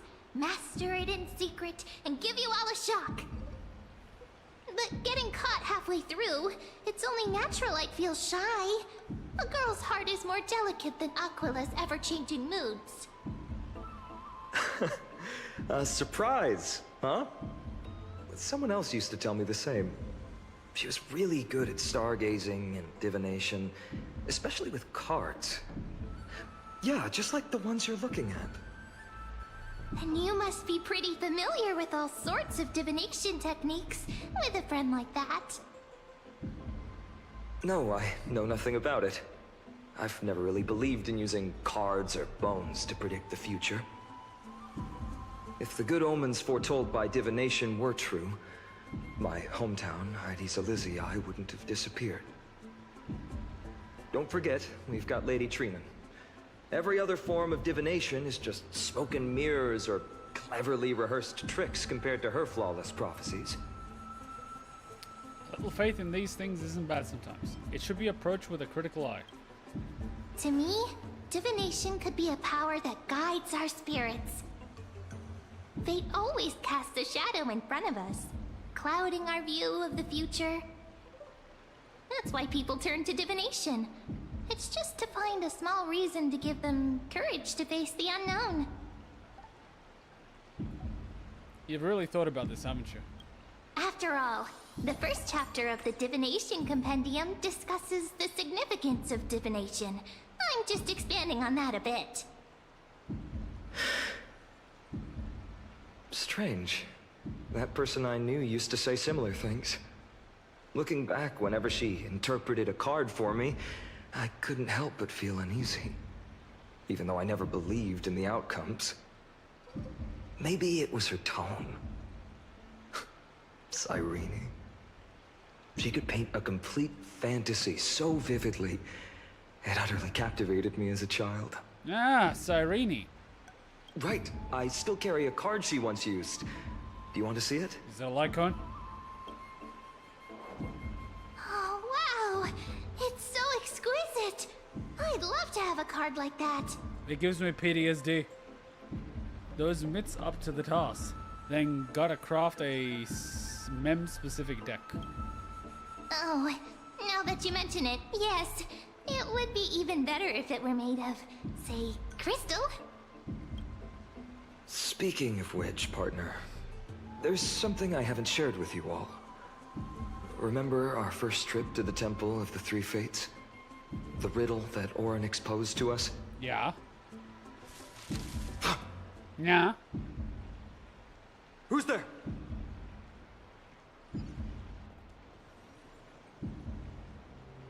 You are... Assassins! Save me! Nice cosplay. These folks are up to no good.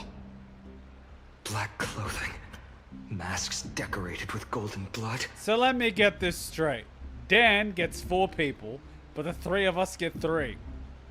I feel insulted. Also, overarm? Really? Are they cleaners? To directly call us by our name, it seems you, Lord Finan, have studied the forgotten history of Amphoreus quite thoroughly. Who are they? What's being cleaned? Clothes or cars? Who are they? Your friend seems quite interested in us. Perhaps you could explain, Lord Finan. It would be the polite thing. We can't let our esteemed guests pass away without understanding. During the Chrysos War, to combat the Chrysos heirs, several cities formed an underground assassin squad called the Cleaners. Their task was to erase anyone with golden blood from existence. Assassination, poisoning, political persecution. They would do anything to achieve their objective. Well, this historical perspective seems biased, glossing over the Chrysos heirs' abuse of divine powers and their blatant initiation of war in order to defame our predecessors. Could you disclose the name of the author behind this popular legend, Lord Finan? I'd hate for the innocent children of Akamar to be tainted by such slanted narratives. You should have stayed buried in the dust of history. The Citizens' Assembly has once again legitimized the mission of the Chrysos heirs. But as for you, not one citizen would cast their vote for you. Executioners lurking in the shadows. What does it matter? We've long since stopped expecting to be understood.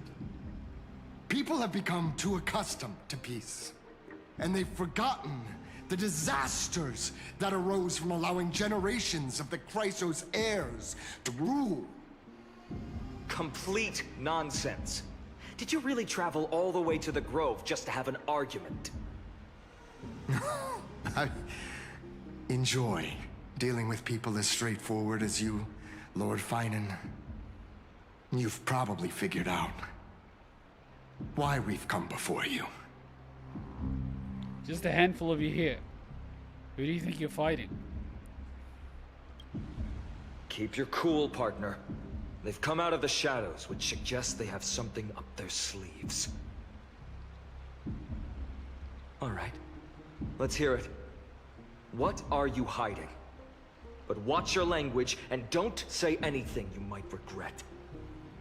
My shoulders might be sore and my sword a tad dull, but it's still enough to slice off your tongues. With a bit of perseverance and elbow grease.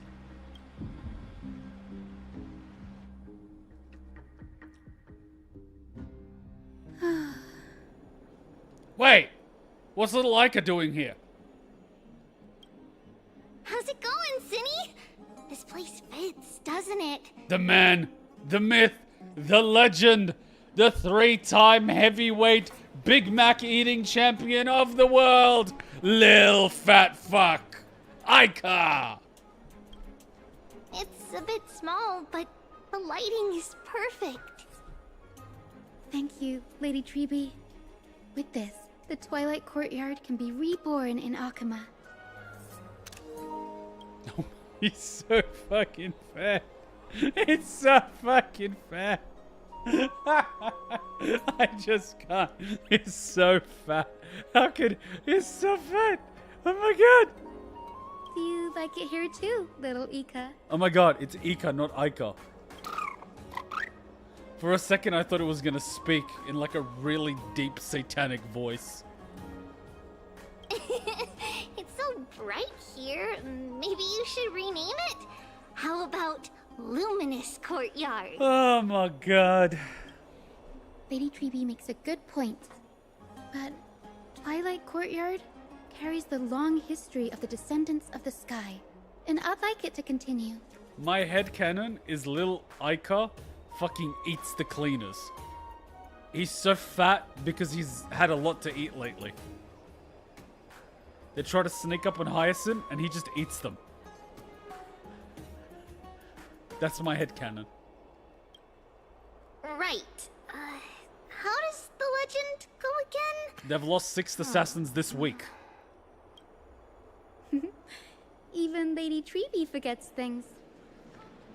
We just haven't prepared lessons in a while now, so we're a bit rusty.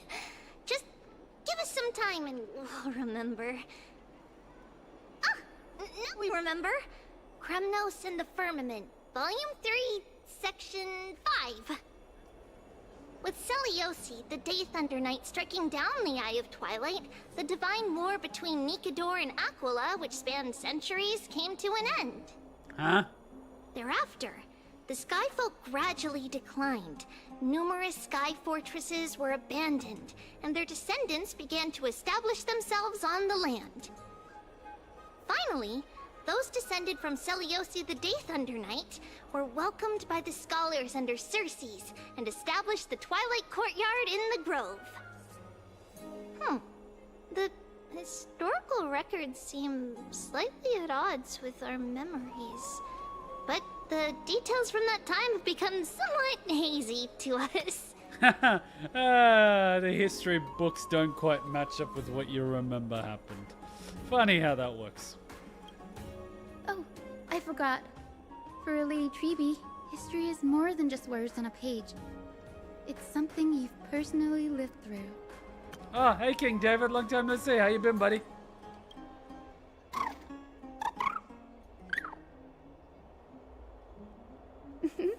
Little Ica loves listening to the stories from the legends. I'm sure you're also imagining one day you'll be as awe-inspiring as the winged beasts by Celiosi's side.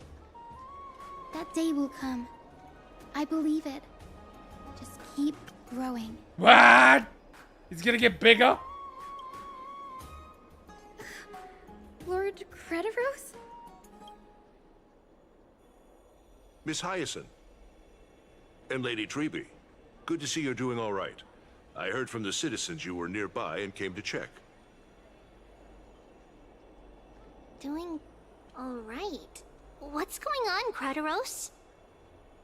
There's been another violent incident at the market. A shop was smashed and looted. It's the third time this week.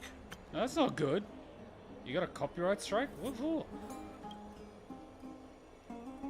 How can this be? I always thought that with Lady Aglaya here, Akama would remain peaceful. That was true in the past. But these days, forgive my bluntness, her senses may not be as sharp as they once were. Aggie. In my opinion, malevolent forces have noticed the slack in the Golden Threads and are now plotting to exploit the opportunity. The Citizens' Assembly just wrapped up. Why is there still unrest? The Chrysos heirs won by only one vote, Lady Treby. From my years of experience, a narrow victory often walks hand in hand with unrest. Trouble! Miss Hyacinth! Trouble!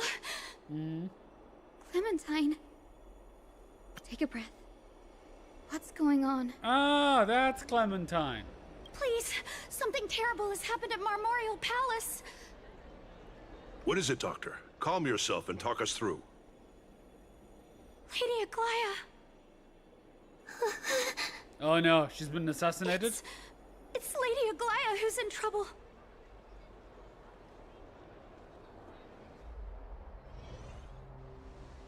Moments ago.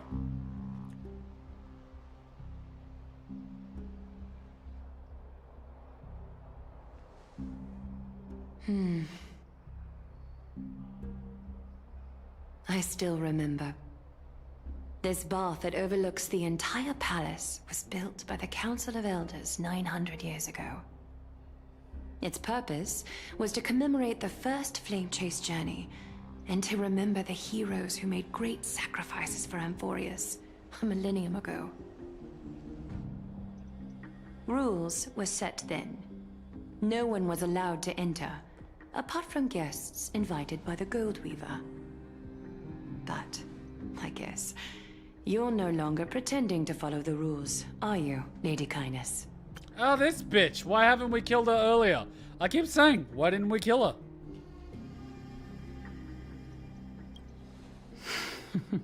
her? Aglaya, Aglaya. You ageless witch, hiding behind a divine facade to deceive mortals. We've been far too kind with you. Kind? There's no need to use such a word to cover up your incompetence. No!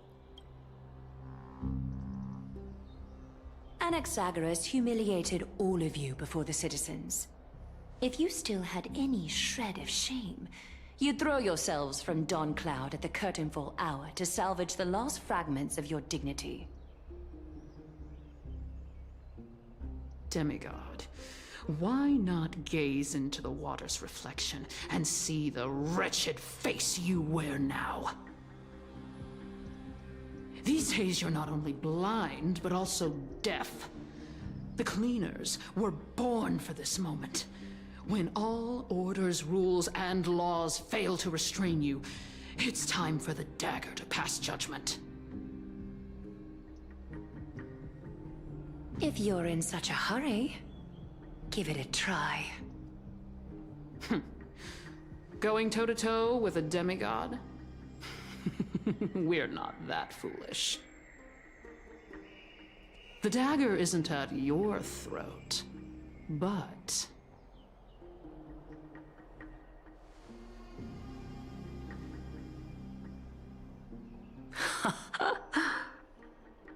Your gravest accusation is that my humanity is fading. And you claim my concern for mortal joys and sorrows is nothing but a facade. If that accusation holds, what makes you think the lives of these civilians will sway me in the slightest? Fine. I'll gladly use a few more words to shatter that demigod facade of yours. Like I said, you're not only blind, but deaf too. Lately, your control over Akuma has weakened. You failed to notice the thefts we arranged in the market, nor did you catch wind of the meetings happening in the Droma's workshop. Plots are unfolding right under your nose, yet you remain indifferent. Humanity? Fading? Aglaya, why not use your precious golden thread to peer into my thoughts? See if the gift we've so meticulously prepared for you can move that cold demigod heart of yours.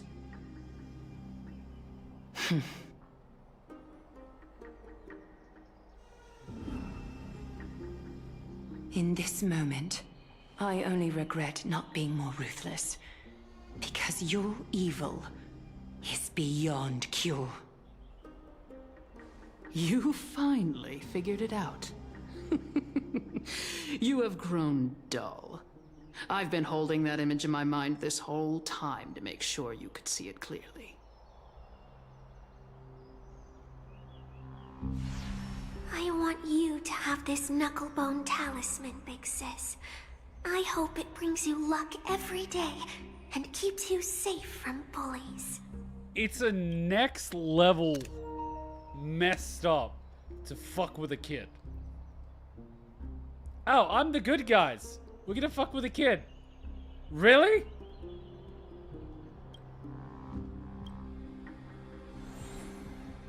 That girl who can't speak or hear. What if she accidentally lost her eyes too? You know better than anyone what it feels like to lose your sight.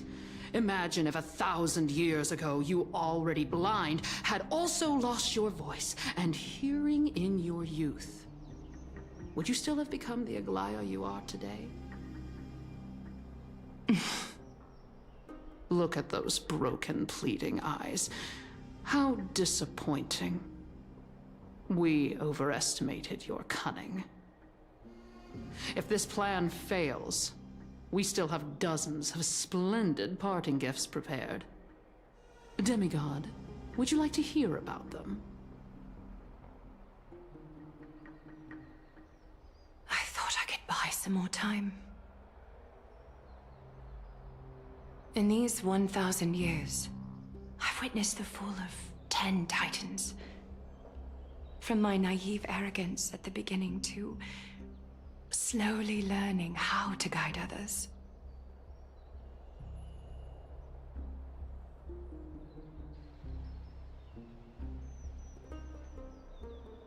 Now, it's time to let go.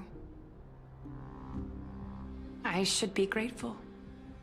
Grateful that I've reached this moment. To let my departure become a path for others to follow.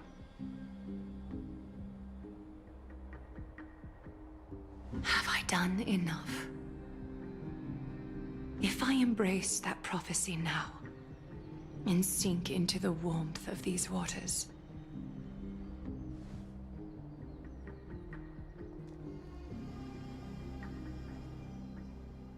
will the wandering wind stop to mourn me, Cipher?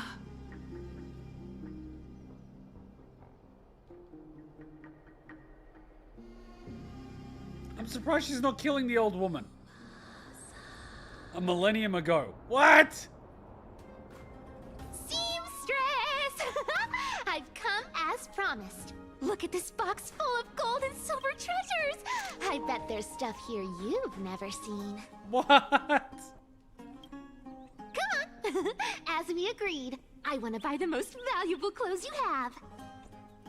Little thief! You've got some nerve, barging into my shop dressed in those tattered rags. What have you brought? Let me see.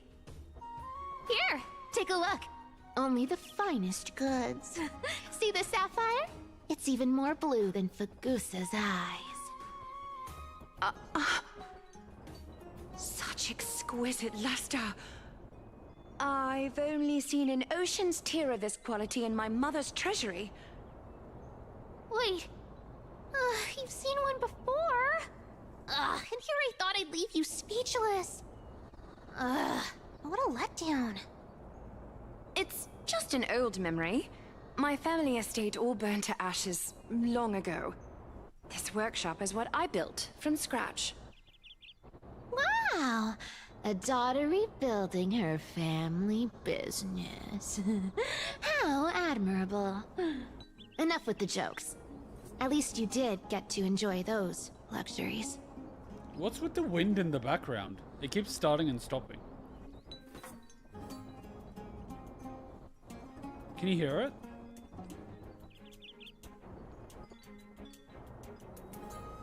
Like, what the hell is that?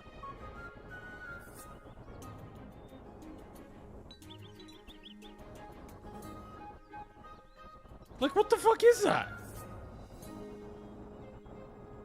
Did someone fucking add a wind tunnel track into the game for some reason?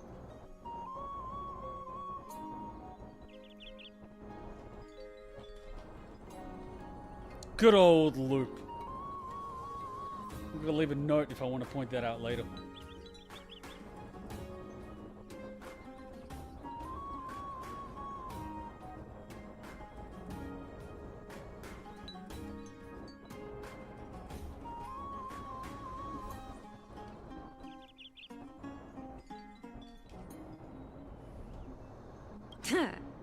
Mind your manners, kitty. Tell me, Cipher, where did you come from? And how did you acquire these treasures? I won them fair and square in a bet. What? Do you doubt me? Speak up, seamstress. Give me a straight answer. Do you want these or not? Strange. You're clearly lying to my face. But my golden thread doesn't tremble at all. That's because I'm not lying. I've been telling the truth from the start. Is that so? The scars and the mud stains on your face tell another story.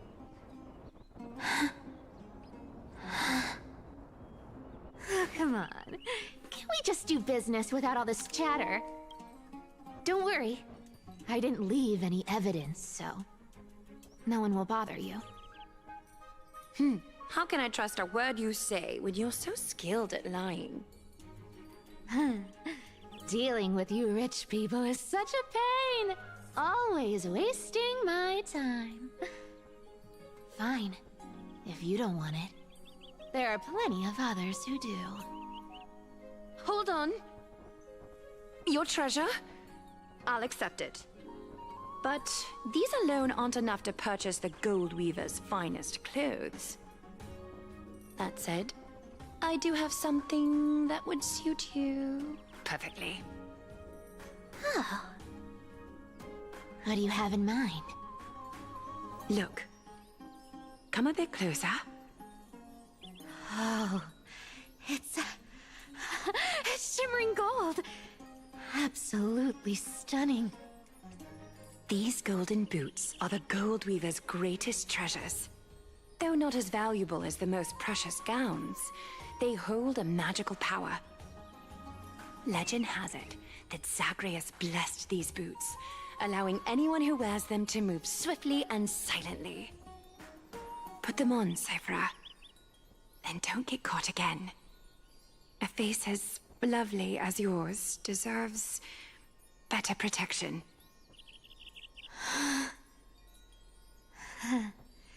You rich folks just love sticking your noses in everything, don't you?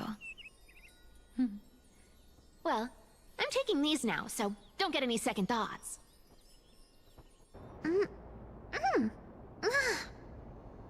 What's wrong? Do you have a smaller size? These are way too big for me. Well, I suppose you'll have to grow into them.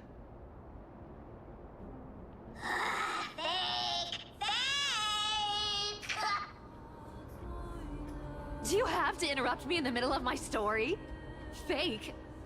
What's fake?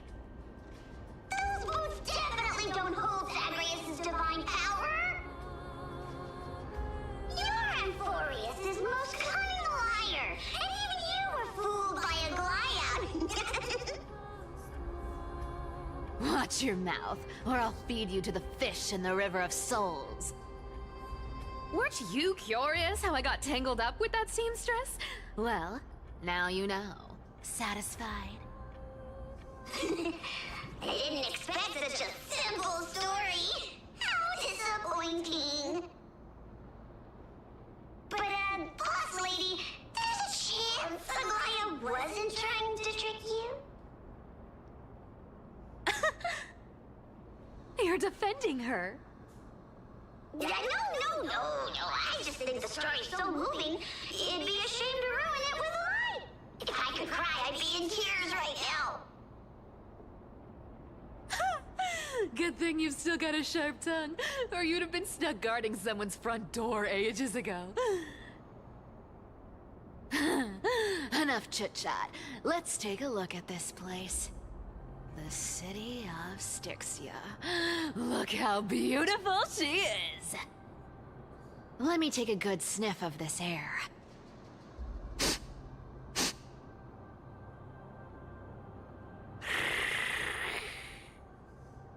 This air, it's filled with the scent of treasure everywhere. Wonderful! Just wonderful.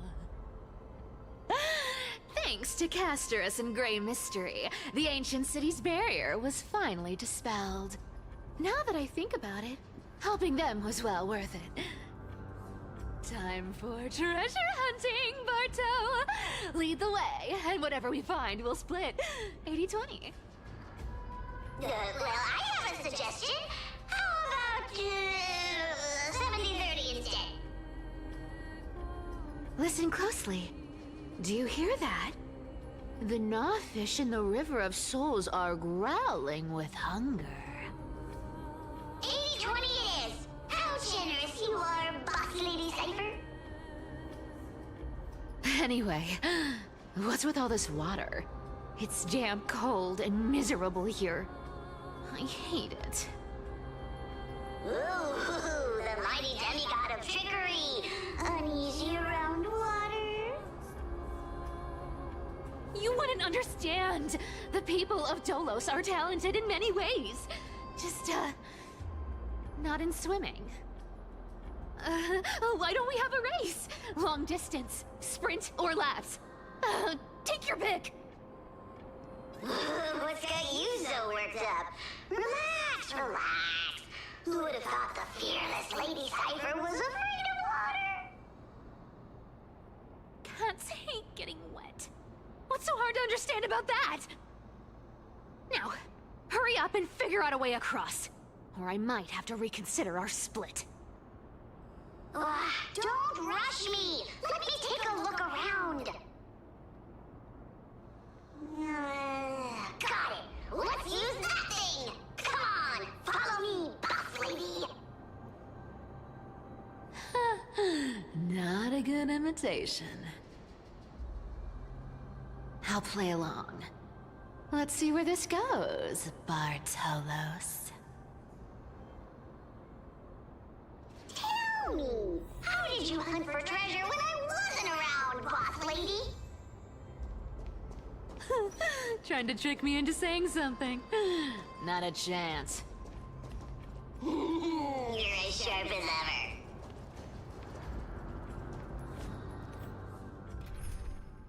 Finally. Oh my god, let's take a break. We need a break. It's been 3 hours, and I need a coffee.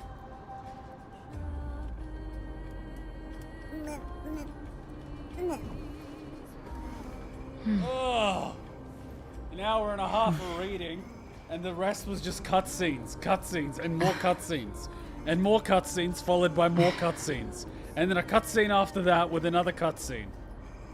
Oh my god, my neck. Oh, sweet jeez, but at least I didn't have to read.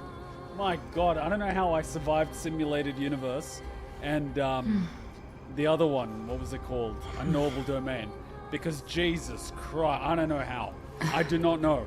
If I had to do that again, I'd just be like, no, never again. I took it too seriously when people said no more puzzles. Here's the thing. People said, we're sick of puzzle gameplay. They just heard, we're sick of gameplay. No more gameplay. You know what? Fuck it. It comes in MP4. The whole patch is MP4. What does that mean? It's a video file. That's it. That's the patch. Oh, god damn it, man. Oh, that's nuts. The first patch was too many fucking puzzles. And now it's just like, all cutscenes. And it's just like, bruh. 0 to 100, man. I don't know. But anyway, let's take a break. Let's take a 3-minute break. Gives us enough time to grab a drink, grab a coffee, grab a whatever. We need it. Break time. See you in 3 minutes.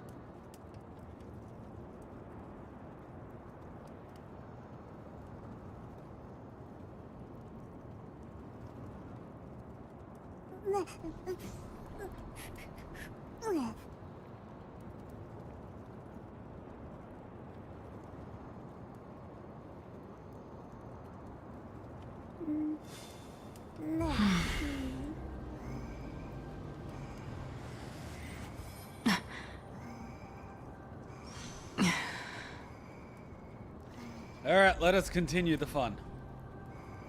The fun must continue. Ugh, okay. Now we actually got a gameplay segment. Finally.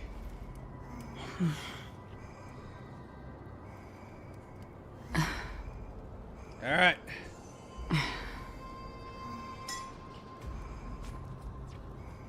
Hopefully this is fun. Should be fun. So this is the patch with Cipher. Got it. Ooh, interesting. Very interesting. Can Cipher even use it? Was this device designed by priests of Ornyx? Do you think you can handle it? Don't underestimate me, boss. Just find a cozy dry corner and wait for me.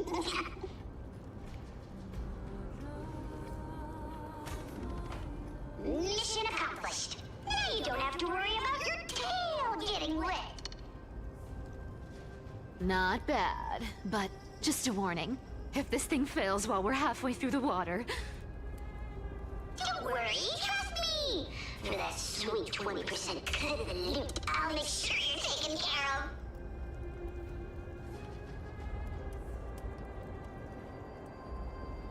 Huh. This feels truly magical.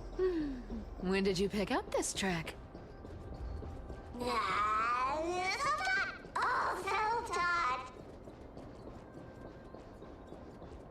Sus.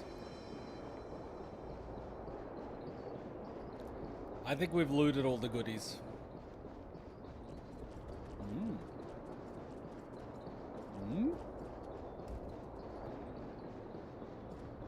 We're here. Can we turn off this spotlight now? It's really blinding. No problem. Just use the device over there to shut it off.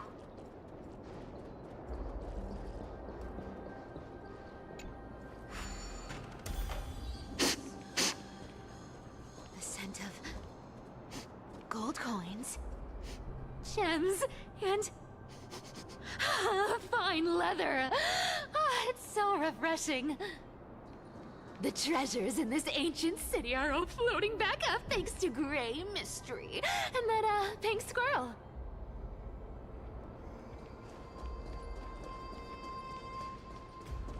Fun in the sun. Yes. Right here. What are you waiting for? Start digging. Roger that. Watch me. Excavation mode, unearthing the treasure buried deep within. Underground. Wow! That's a huge chest. Move over. I want to open it myself. Wow, wow. A massive haul. Unbelievable. It's hard to imagine the kind of luxurious life the people of Styxia once led. As expected for a realm of Fagusa's disciples. This entire chest is filled with ornaments made from ocean's tears. Here! Take this. See if it suits you. Thanks for the gift, boss. Much appreciated. Look at the clarity of this purple crystal. It matches my skin tone perfectly. Oh, Cipher, Cipher. You truly have the most refined taste of all thieves in Amphoreus. Let me try this on. Huh? Where is my treasure? Bitch! How long have we known each other? I can't believe you still fall for this. What a bitch! This is... How could I have forgotten about this? That is so messed up. I'll believe it is true, and ability. The demigod of trickery's divine gift. Far more practical than any golden thread or teleporter. Alright, enough fooling around. Here's the real thing. Lead the way. Cipher rules! I've already pinpointed the next trove of treasure! Starting navigation. Boss lady, we're set to make a fortune this time! Got any plans on how to spend it? Of course. Spend nothing. Have you forgotten my silly prophecy? I remember, of course.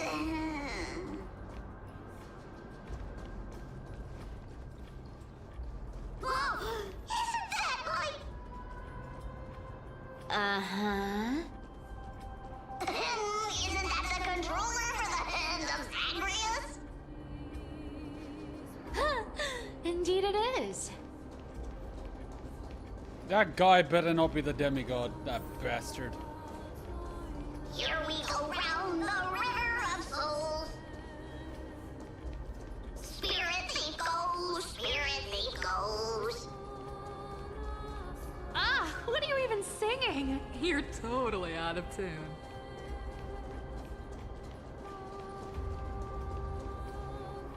Once activated, this thing makes a racket that can be heard for miles.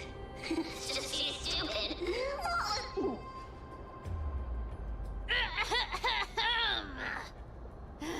Seriously, what was the Titan thinking when they came up with this thing?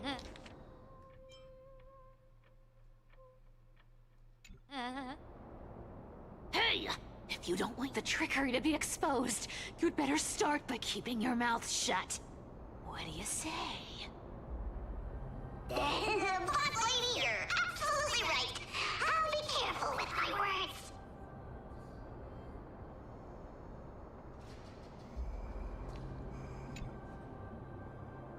Ah! This thing's way too loud when it's on. Let's not stir up more trouble, okay? Cat and mouse time!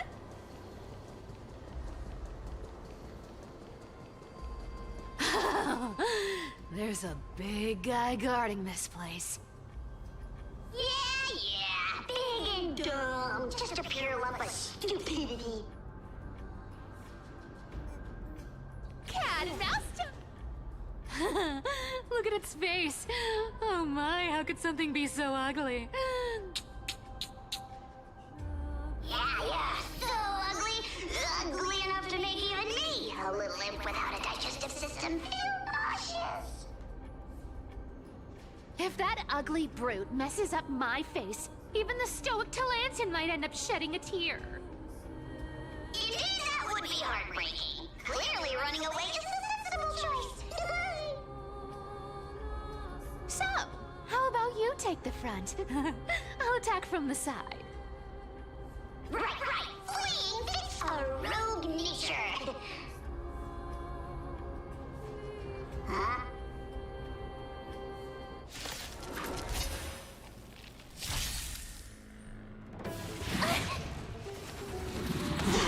You can't run! Found me.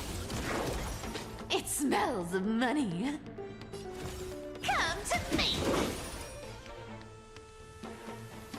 Time for a plunge. You can't run! I weep for the departed. It too shall I don't notice any difference.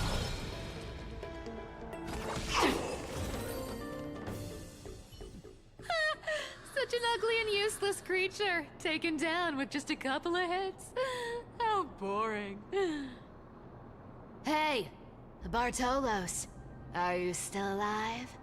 Give us a squeak if you are. Squeak!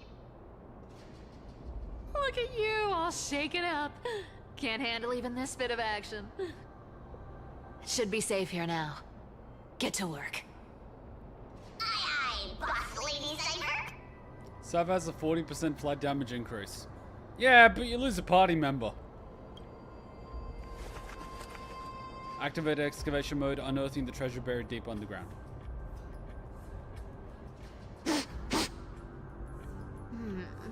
It doesn't smell like anything valuable this time. Since we've already dug it up, let's open it and see. Huh. Is this? Yo, yeah!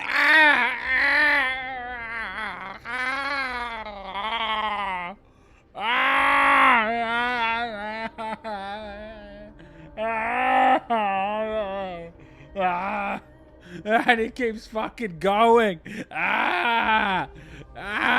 Fuck.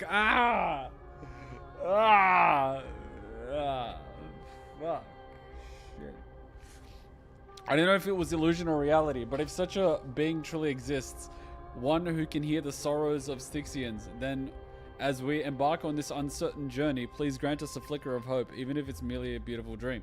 Okuma is now within reach. Taking one final glance back at the homeland, the beautiful scenery of old is nowhere to be seen, only distorted masses of light and shadow undiluting on sea level, resembling foam heaped by waves before dawn, dissolving one by one to gradually reveal its cold true nature. Ooh, this looks tragic. Do you think they made it to Akuma?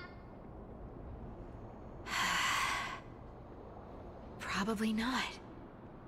I've never seen or heard of anyone from Styxia and Akuma. At least Stolos still has me left. Guess this city wasn't so lucky. Huh. It does seem unfair, doesn't it? Just because they were born in the wrong place, they had to face such devastation. Meanwhile, those in Akuma, simply because they're supported by the world-bearing Titan, continue to survive. Yeah, the world just isn't fair, is it? Speaking of the world-bearing Titan, Cipher, didn't you tell me once you used to be an apprentice at Kepali's priestly court? By the way, 4.2 live stream starting. Nani? These seem to be fucking happening every month. Huh. Did I? Yeah, you definitely told me, and I remember it clearly. Maybe it's been so long your memory's gotten a little fuzzy. Ah, right. I did tell you. It wasn't a big deal. I just snuck in with a bunch of mumbling priests and watched them do their spooky rituals around some glowing rock. Honestly, I was only interested in the wallets of the old grandpas on the council back then. Don't remember much else. It's been what, nearly 1,000 years? Oh, I see. But you in a priest robe? No, that's hard to picture. Who asked you to picture that? Besides, priest robes from 1,000 years ago were nothing like the ones today. Right.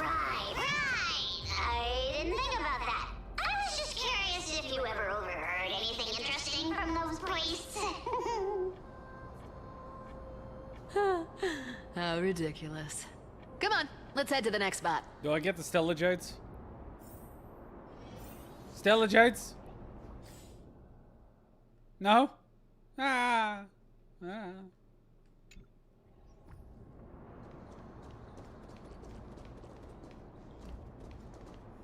Where did this roadblock come from? Ugh, this is so annoying. The treasure is right in front of us. Oh dear, we're stuck here. But I have a plan. Should we call on that big, noisy, cumbersome hand of Xandris? Never thought that thing would actually come in handy. All right. Do you want to handle it? Leave it to me, boss. I don't need a controller. After all, you know.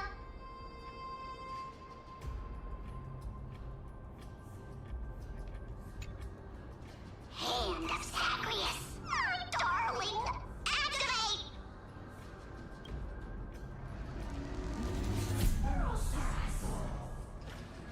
What? I think I've gotten all the coins here.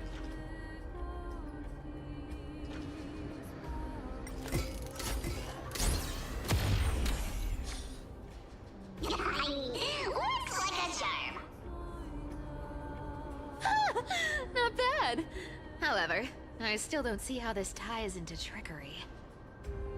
Let's go to the next room! Hey, slow down! That question you asked me earlier. I think I just remembered something. What did I ask? You know, that question. The one you specifically asked me. Right after we dug up the second chest. Forgive me, boss lady, but have you been under a lot of stress lately? I didn't ask anything. You must have imagined it. Oh. Is that so? Maybe you're right. I have been a little on edge lately. I need to relax. Alright, let's move on to the next treasure trove. Treasure, let's go!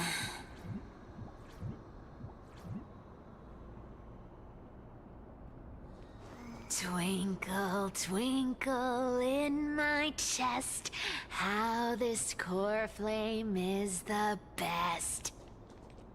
Wow, when it comes to singing, I still sound better than you, boss. Go beyond all time and space on the journey of flame chase.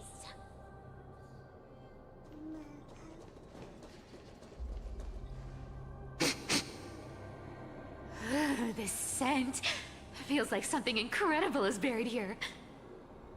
Incredible indeed! If even boss lady says so, how could I not be excited? Do I need to give instructions here? Get digging.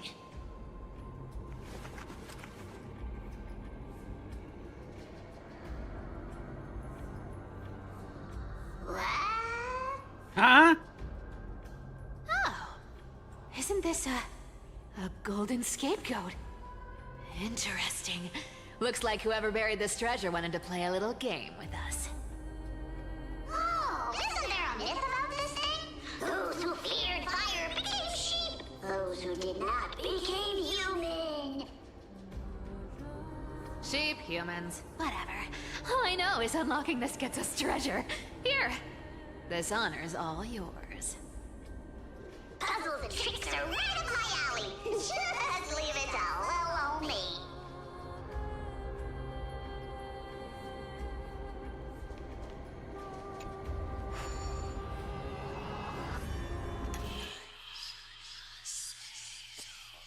What? Is this a fucking joke?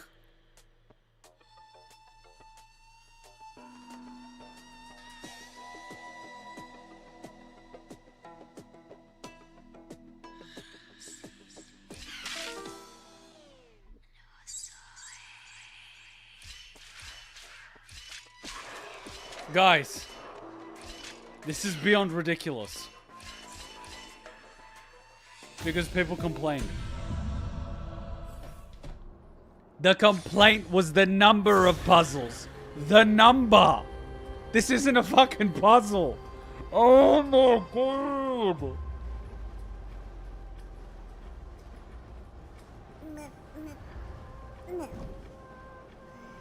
People complained that the story puzzles were too guys, if they cannot solve this puzzle, they should not be playing games. They should be back in preschool. Because they're mentally handicapped. Not a good sign to be empty-handed. Like, if you, like, oh my god. You can't get rich by waiting.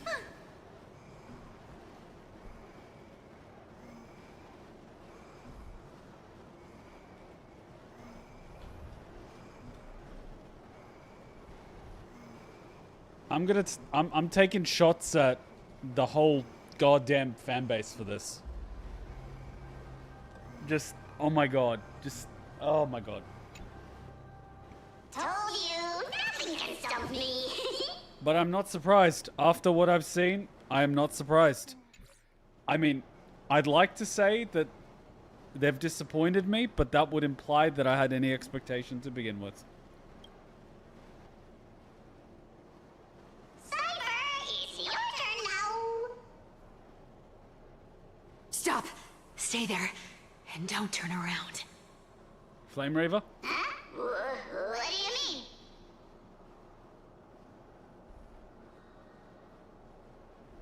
I told you, don't move.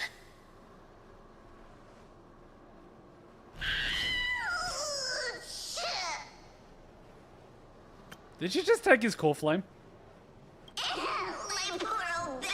What are you doing? She found a beetle? Shh, quiet. Don't say anything unnecessary. That seamstress. She's listening. What? Boss, do you mean? Stay put and keep quiet. I'll handle her. Whoa, whoa! Seamstress. Getting sneaky, aren't we? Did you think I wouldn't notice your little spies lurking around me?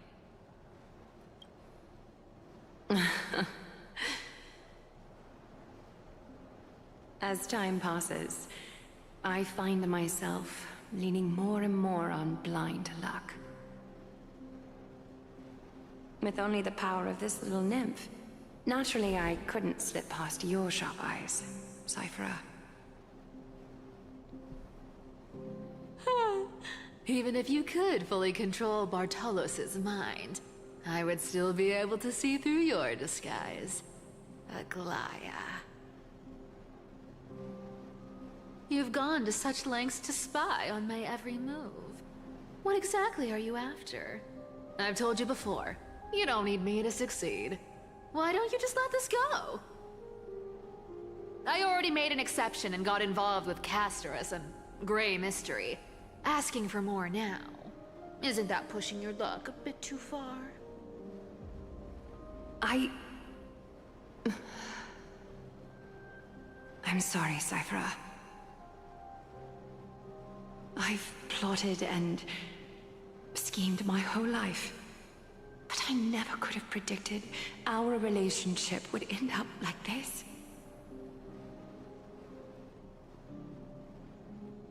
I've spent centuries trying to figure out where I went wrong, replaying every moment over and over. But you've never given me a chance to explain myself, face to face.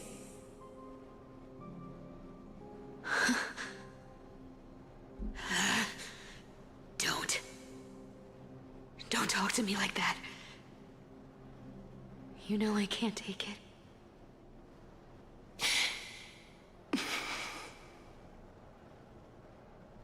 1,000 years ago, out of foolishness, I let my silence steal away the most beautiful sound I'd ever known.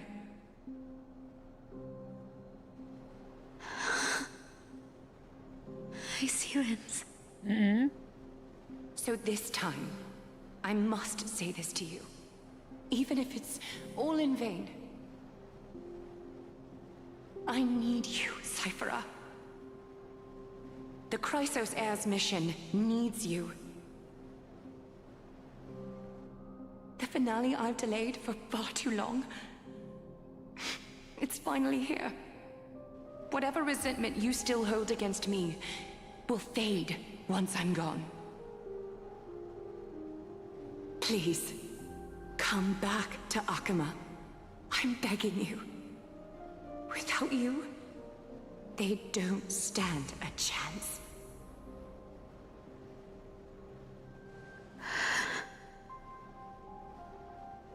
I'll think about it, seamstress. But stop watching me. Unless you want to lose me for good.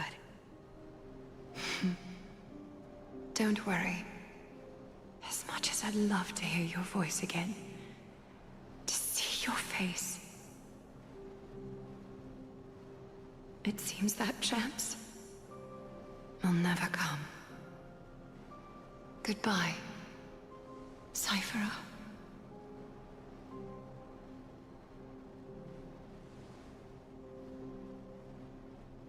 Goodbye, Aglaya.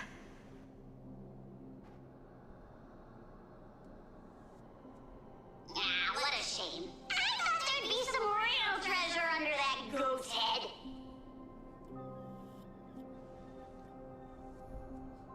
Turns out, everything in that chest was soaked in water from the River of Souls. Nothing valuable left. Those relics were once priceless. But time has eroded away all that they once were. Aww, hearing that from you makes it sound so sad. Wait, why am I getting all sentimental? I haven't even processed what just happened. That horrible woman. When did she... Oh! If you see her, let her know this. As demigods, we can't avoid our duties forever. Could it have been back then when... Do you remember now? Looks like you don't need me to jog your memory. She must have slipped that nymph into your pocket while you were distracted. Don't underestimate that bug. It's every bit as dangerous as the seamstress's golden thread.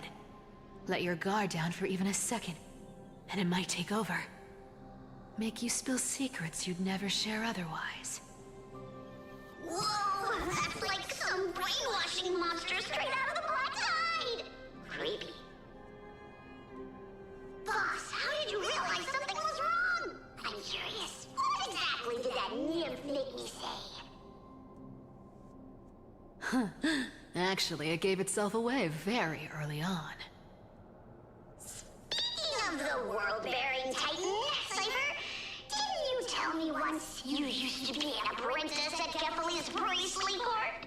Ah, so she only told that to Anglaya. We've been partners in crime for 1,000 years. We've talked about everything there is to talk about. Except for that one experience at Dawncloud. I never told you about that. I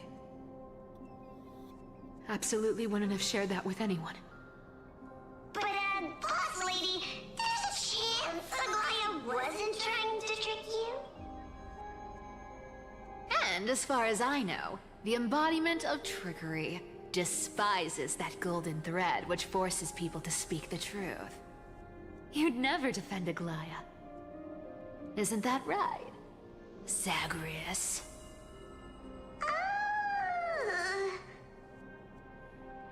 You have a terrifyingly sharp mind. After all, I'm the only one in the world who knows you're still alive. To make sure you survive the Titan trial, I had to fool the entire world. If you want to keep that lie from falling apart, you'd better keep playing your part in the days ahead. Even if it weren't for saving my worthless little life, I'd still walk through fire for Cipher without hesitation. You may have been reduced to this form, but you still haven't lost your way with words. Speaking of which, Cipher, you're not taking that wicked woman's words to heart, are you? Life's been pretty great lately. Why get into trouble now? Don't you think? Honestly, I've been thinking. Maybe a trip back now wouldn't be too bad. You're back again,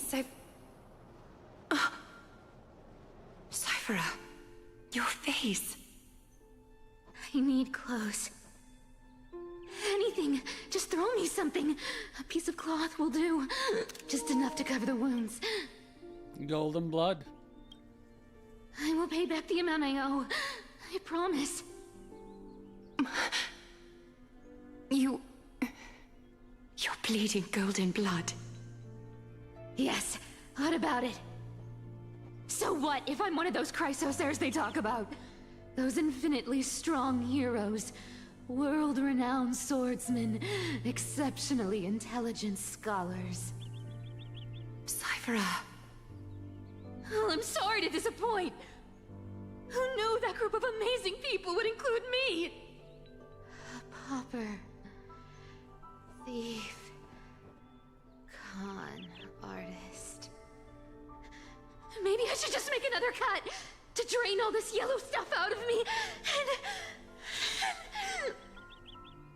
Stop it, Cipher! I'll give you clothes, warm you up, and stay here.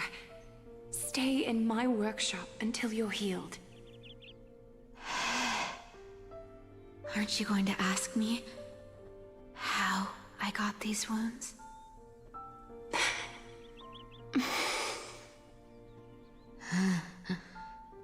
Right. What's the use? I'm so good at lying. Even your golden thread can be fooled. If you can't verify the truth, why bother asking at all? I don't need to ask. Nor do I need to use the golden thread. I know everything you do is for survival, at all costs. Stay here. You won't have to deal with the cold or go hungry again. Stay by my side, and you can start putting yourself back together. Aren't you worried I'll ruin this place's reputation? Or that I might sneak off with your precious clothes and sell them? I wouldn't have invited you if I were worried about those things. You're weird, seamstress. You know, they say a child who often lies remains a liar for life. I like the artwork. I've tried not to become a liar, but honestly, it's just too hard. I'm close to giving up. Cipher looks adorable as a child. What makes you think I won't disappoint you? Because I can feel it. Not with the power of a demigod, but with the heart that beats in my chest. You love this place. That's why you keep coming by, but also why you hesitate to stay longer. You worry you'll tarnish the Gold Weaver name. After taking over Nestia's divine authority, I became used to letting the golden thread distinguish sincerity from falsehood. However, the mission I need to complete requires me to learn to trust and rely on my heart. Cipher, you're an honest thing I've given to this world. And also a challenge the world has given to me. Stay here with me. You have a beautiful face that deserves better than to be covered in scars and grime. You've got a way of talking that's hard to follow. All right, let's make it a deal. You have 1 day to change your mind. Once the action hour passes, there's no turning back. Aww. These folks in black. Aww. That's adorable. I have a soft spot for kids.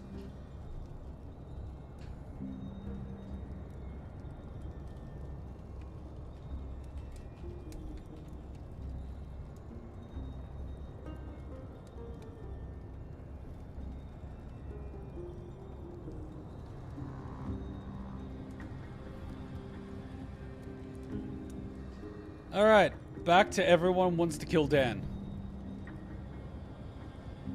The cat distribution system works in weird ways. The cat distribution system? What? Are not responding to provocations, nor do they seem intent on fighting. What exactly are they waiting for? Pressure. Fear. Planting seeds of anxiety. It seems this is the strategy they've chosen. An organization that sees it as their mission to eradicate the Chrysos heirs. I've read some chilling accounts.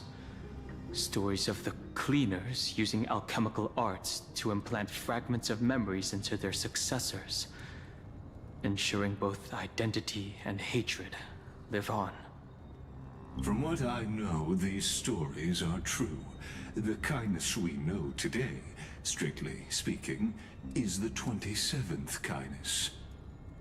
Objectively, the rise of the Cleaners was both inevitable and necessary. Yet, their ruthless and twisted methods earned them nothing but disdain and condemnation from history. And still they endure. An organization persisting through time, now working tirelessly to obstruct the flame chase. Are they truly so terrified of the Aranova the Chrysos heirs strive for? Even in these crumbling end times, there are always those who find ways to profit from the chaos. To ask the vested interests to abandon their status, wealth, and ambitions in this world for a distant ideal may be no easier than creating a miracle. I wonder where she is now.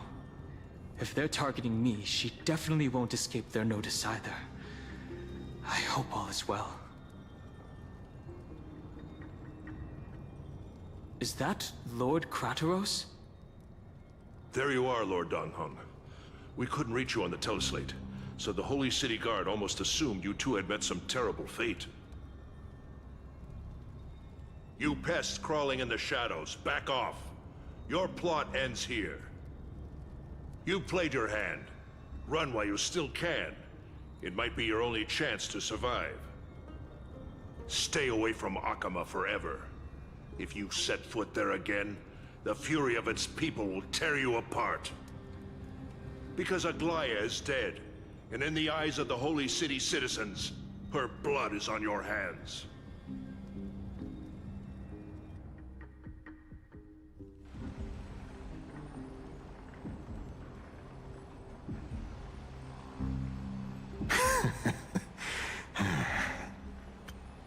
I hope Anglaya took out a few of them. Looks like she was wrong about you. She? Are you talking about the mastermind behind all of this? Well, she thought you were weak. She believed that even when you were facing the evil that you claimed to oppose, you'd hesitate to strike. Misinterpreting mercy for weakness shows how arrogant and foolish your master is. They're still alive. With proper care, they'll pull through in a few days. But I must warn you. I haven't fought a human in ages. I can't guarantee I'll always be able to hold back. They're lucky they're still alive. If you feel as lucky as they are, try me. Bro, you sound so cool. Bro, you sound kind of scary. I fucking love this dialogue. This is so good as the fucking female MC. It's just like, oh my god.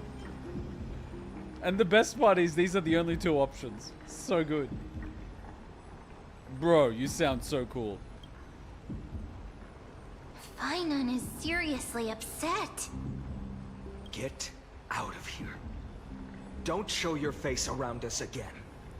If your master wants to stop the flame chase journey, she'd better bring an army that makes Kremnos at its peak look like child's play. I've said it more than once, Lord Finan. We're not here to start a fight. We came only to ensure you weren't anywhere else. While you were unaware, we already accomplished our mission to buy time. Kill him. So, Lord Finan, until next time. Take a limb. That way you can identify him in a crowd.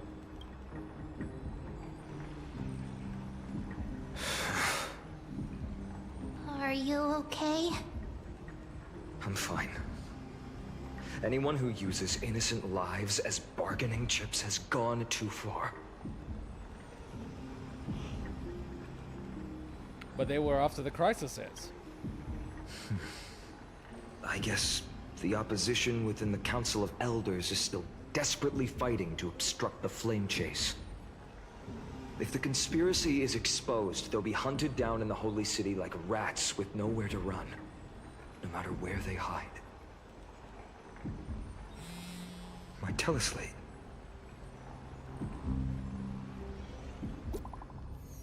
Oh shit.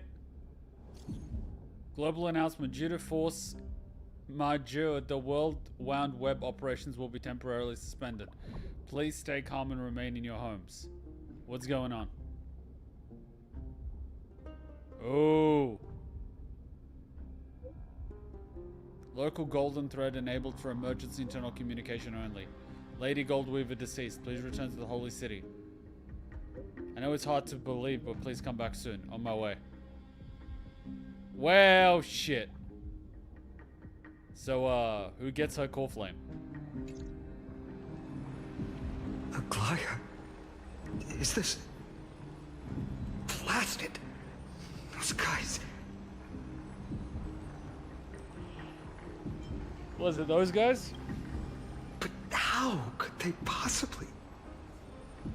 Stay calm. This could just be one of her schemes. I won't believe it until I see it for myself. Finon, what should we do now? Stay on course. I'll contact Treeby and ask her to keep the citizens calm.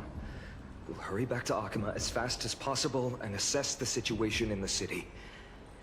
If we run into any enemies along the way, I won't be merciful this time.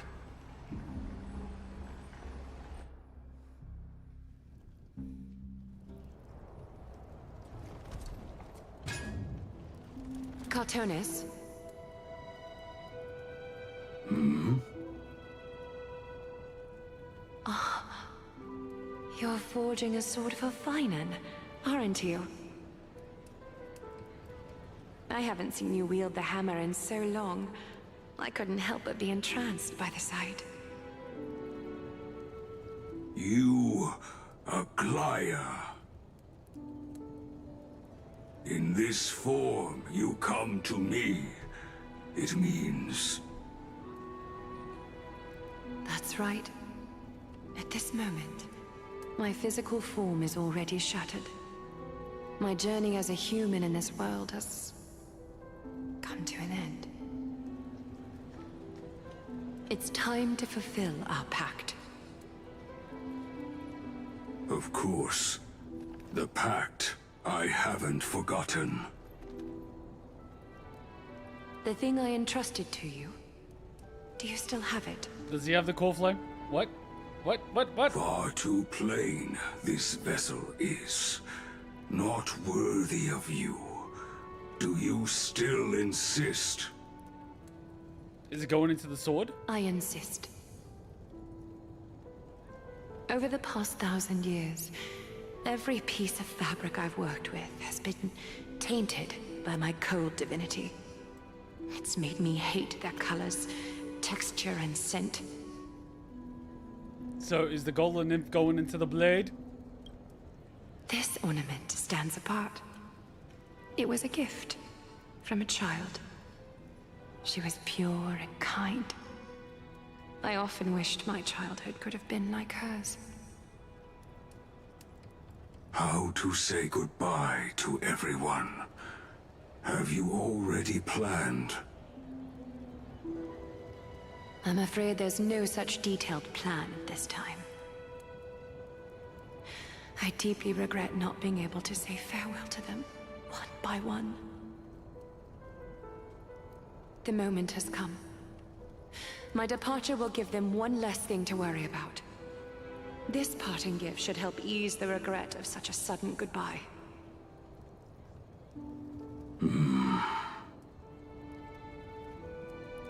Invented for the Titans, Kremnos' soul-forging technology was, though divinity it retains, filtered out, the remnants of humanity will be. Is that what you want, Aglaya? You've confirmed this with me repeatedly. Yes, Cartonis. I need you to do this for me.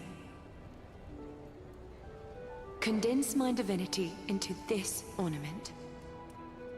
It might still be useful in the future to help them complete their mission.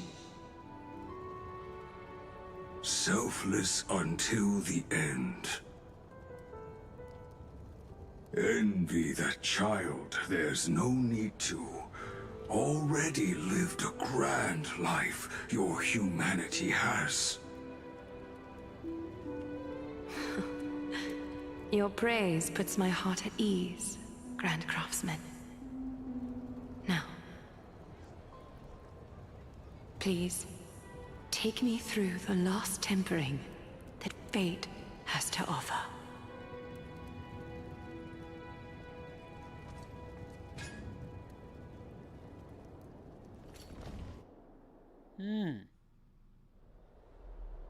The city is silent, and tension is building with every passing second. The news is probably spread by now. Every household is locked up tight, and all the market stalls have closed down temporarily. She really was taken by the cleaners. I can't imagine how she could have been taken down by a handful of assassins. Unless it's all a part of her plan. If this is all part of a larger plan, Treby must know something. She just couldn't say it in the message.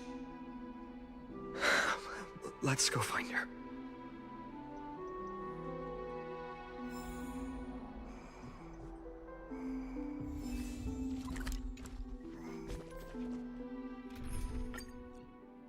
Oh, they don't rent anyone.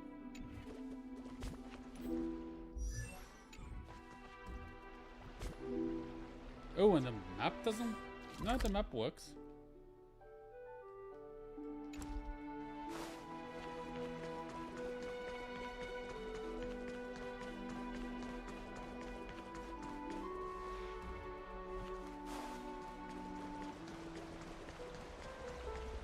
Dunham came back before us. Well, maybe he's heard something.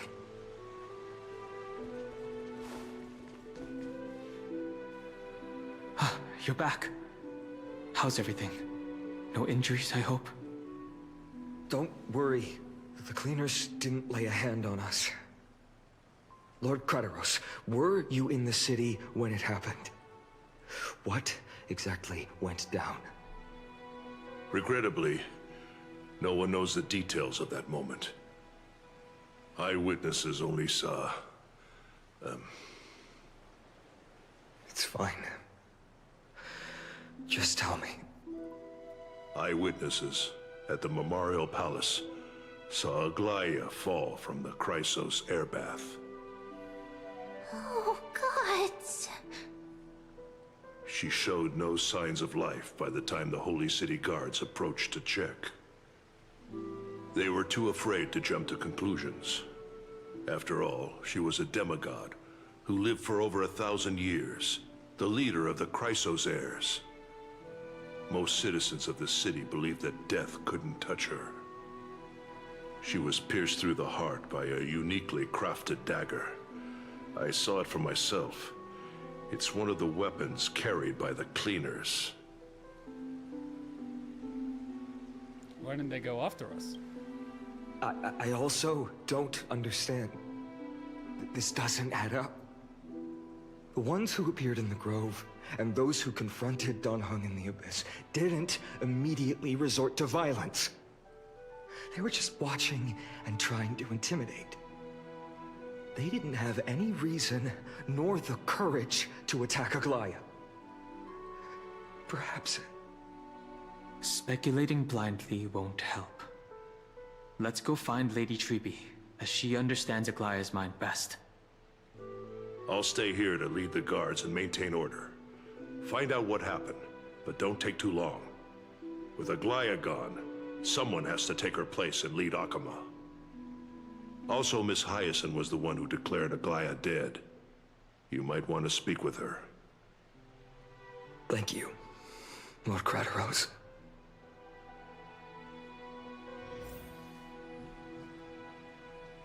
I'll stay here to lead the... Also, Miss Hyacinth. The baths are empty. No citizen feels like bathing after hearing such terrible news.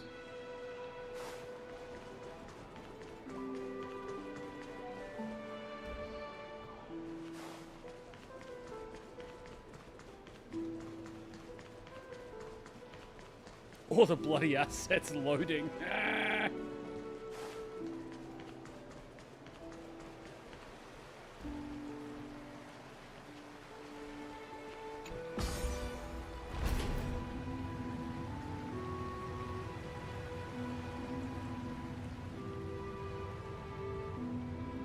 I kept saying they should have put a guard railing.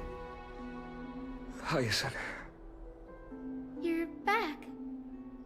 We heard from Krateros. Are you alright? I'm fine.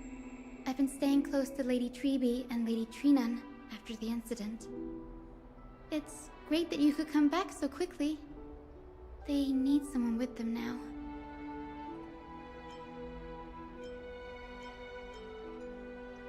You witnessed Anglaya's... Yes, we witnessed her final moments. I tried to treat her immediately, but even the sky's blessings. Declaring her death was the hardest thing I've ever had to do as a doctor.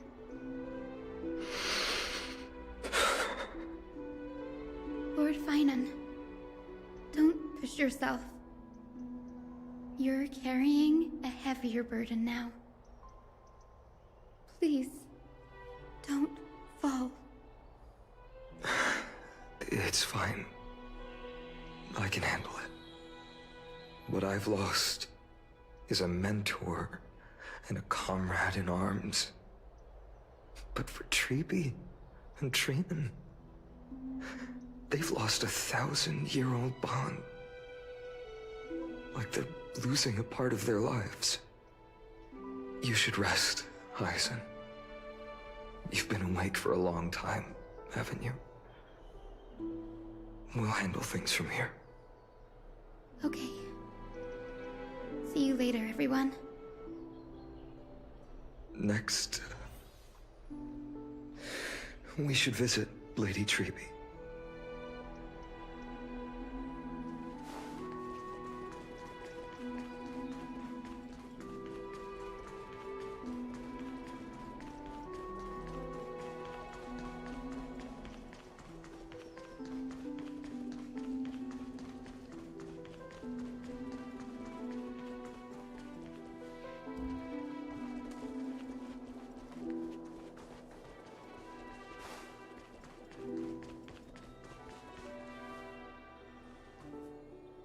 Snowy.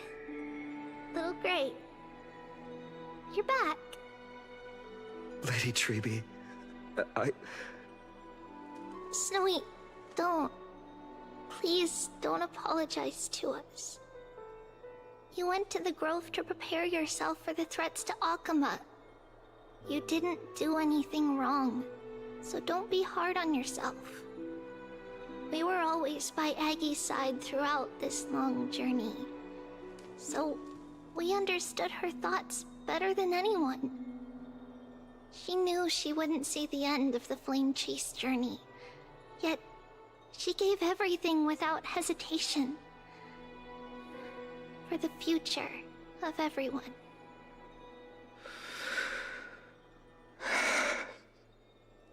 I know what Aglaya expected of me.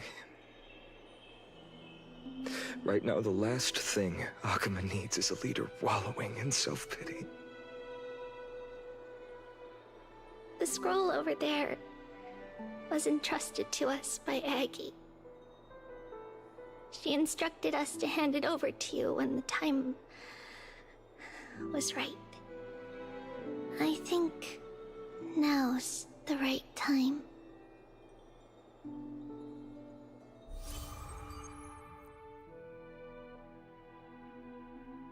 What? We're gonna write it down? What, we're gonna forget about it?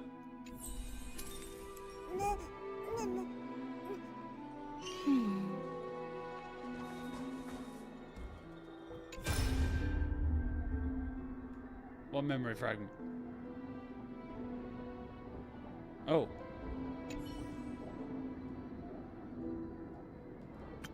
So you really don't have to take the medicine anymore? No need, teacher. Medicine can only steady my flesh, but it cannot stop the decay of my soul. I've already borrowed too much time from this world, and now the time is up. Now is the best time for my exit. Please don't cry on my account, teacher. I have a final selfish request. Can you lend me an ear? We'll definitely fulfill it for you. I wish for my death to be quiet and gentle. I hope that my lifeless body will not be exposed to the eyes of the public. I have faced too many changes in my lifetime, but in the pursuit of one thing alone, I have remained unchanged for 1,000 years. It's beauty, isn't it? Huh? That's right, teacher. Beauty. Do you think Snowy is ready? 1,000 years ago when I took up the core flame of Manistia, do you think I was ready then, teacher? Born into this era, we had no choice but to grow amidst the raging waves, not set sail after everything was prepared. Finon, he will understand. He will grasp the duty I've left to him. He is mature enough now, no longer blinded by anger or hatred. They really could have voiced that. Come on.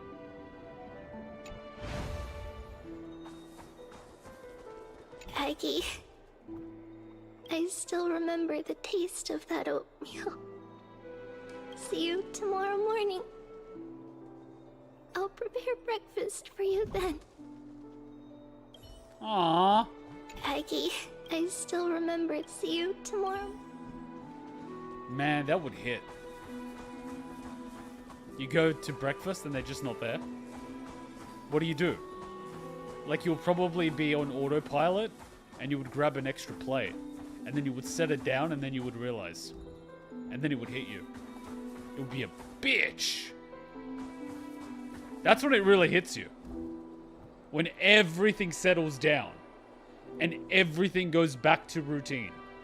That's when it hits you. That change. It'll never be the same. Finon, my humble student, my trusted colleague. As I write this, you are locked in a battle of words with the Council of Elders, fighting for the survival of the Flame Chase journey on a battlefield where the smoke of war is invisible. I deeply regret and feel guilty for hastily pushing you and the Trailblazer into the debate. But please forgive me. At that moment, I could not afford to show any sign of weakness before you, as it would have crushed your morale. I considered the debate a routine affair, assuming I could win merely with the support and experience we'd accumulated over centuries. But I underestimated Kindness and her party's cunning, and also the deterioration of my own senses. The trap was likely set by the debater Calictus. He had prepared a severed golden thread in advance, revealing it to the public when Kindness was faltering in the debate.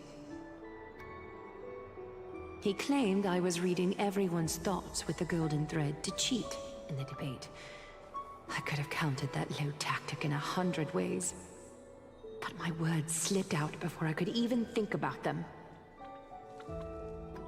With deceitful scoundrels like you in the crowd, I have no choice but to rely on the golden thread to keep watch over everything in this holy city. You can imagine the reaction that comment provoked. At that moment, I felt my time was running short. The divinity in this body might be eternal, but that is not the essence of me. I am a daughter of humanity, born of my mother, and I will die as a human. Realizing that my humanity was fading, I began to plan my exit. What kind of departure would not waste such a belated death? I have yet to find the ideal answer. But I knew I couldn't simply fade away in my sleep like anyone else. The serpents have always lurked in the darkness, terrified of their heads being cut off by the golden thread. If my departure were to be calm and uneventful, it would only lead to a swarm of those serpents emerging from their nests. Regrettably, a peaceful death is a luxury I cannot afford. I must feign weakness deliberately to make those serpents lose patience and act rashly. Just as they think they've struck and sunk their fangs into my heels, that's when I'll strike back, igniting the final blaze to burn away the threats hidden in the shadows. The blaze soaring into the sky might sow fear and confusion, but I have no worries about people losing their way. After all, Akima still has you to guide them, Finan. You're not perfect, Finan. I've witnessed your confusion, recklessness, and deep sensitivity, dawn after dawn. The heavy burdens of your past have always weighed you down, inflicting deep pain. Yet, in your way, you are perfect. You embrace everyone's imperfections, always ready to find the precious qualities hidden beneath their rough exteriors, unconditionally. That might be what sets our Sky Father Kefili apart from other deities. They recognize the imperfections in their creations, yet still choose to shine their light on them, offering protection with unconditional love. Finan, while you zealously pursued strife, believing it to be your destined path, from the very beginning, my thoughts have never changed. You are the destined world-bearer of Amphoreus, the gate to Amphoreus' future. Go, complete the flame-chased journey of the prophecy, ignite the stars, and inspire hope in the hearts of humanity. I will be waiting at the end of the West Wind, looking forward to the miracle you will create.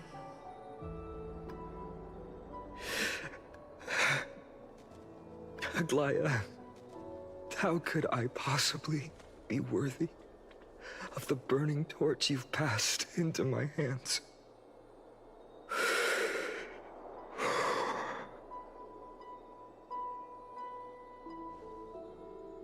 Dalang, can you do me a favor?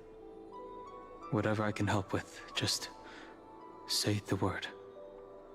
Please deliver a message to Lord Krateros. Have him gather the Holy City guards and the Kremnoans to spread the word from door to door. At the lucid hour tomorrow, Finan will speak at the Marmorial Palace. Urge everyone who has concerns about the Holy City's future and the Flame Chase journey to attend this gathering. Tell them Aglaya has left Amphoreus the seeds of hope. Understood. Thank you. It's been a harrowing day for everyone. Please make sure to rest well and collect your thoughts. I need to prepare.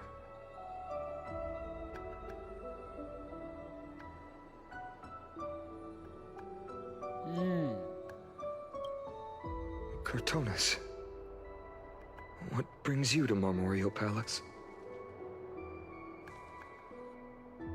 I plan to get everything settled before coming to see you.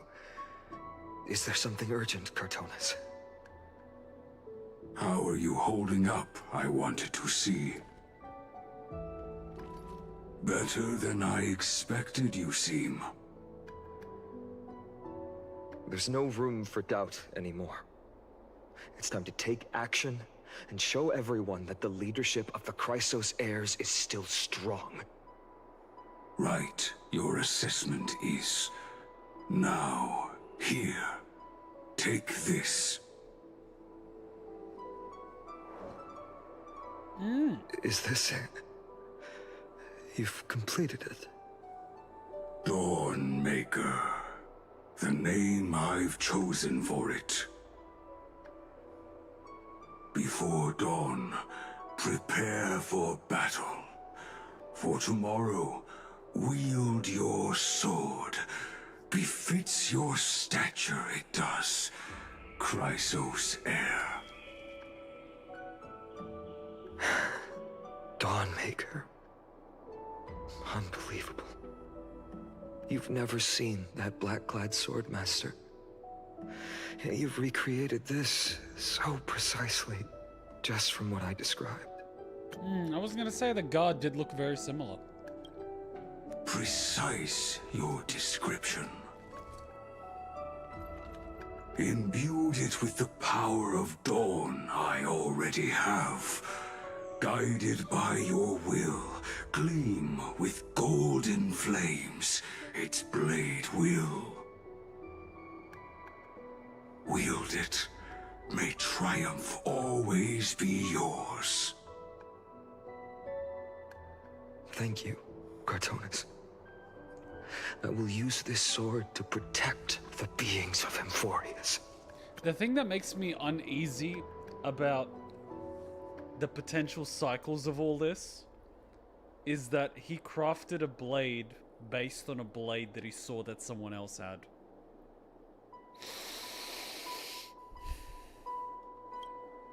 Another thing there is. What's this? Stored here, the remnants of Aglaya's divinity are.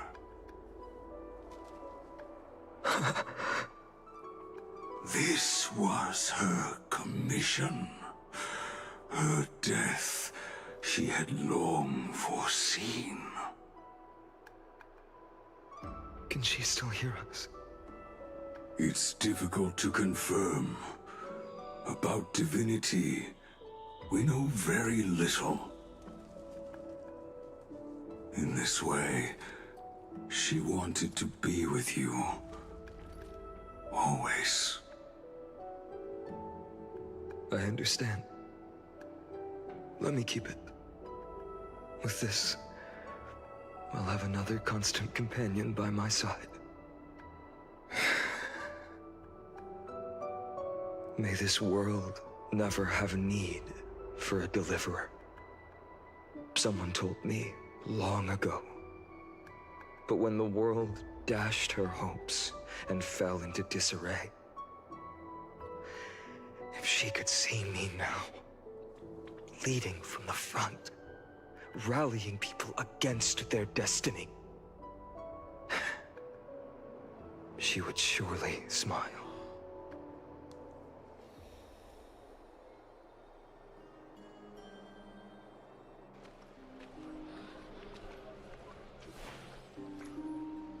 How will the Holy City continue without Lady Goldweaver? Look! Lord Finan is here. I love how everyone's Will he standing step in up water. to lead Akuma? Everyone's standing in water. It would be so uncomfortable. This whole fucking city is obsessed with baths.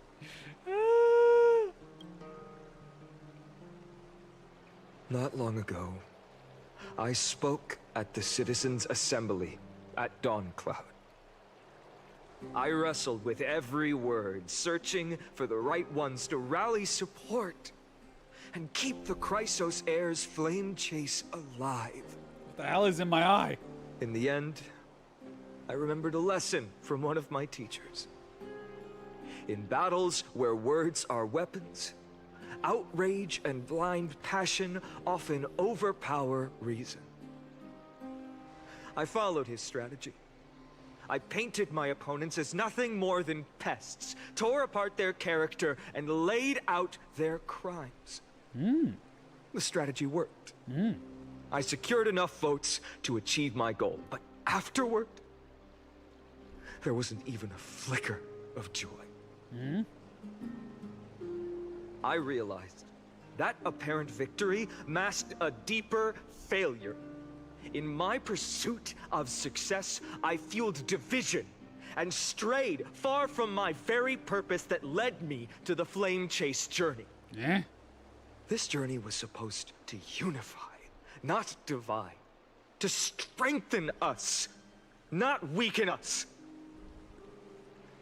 It was the gold thread that mended our rifts in the past. Some saw it as a means of surveillance, a tool of control.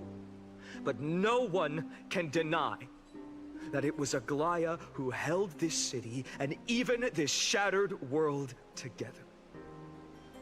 Now she is gone. Yes, as you have heard, the demigod Aglaya, who guarded the holy city for a millennium, has indeed fallen.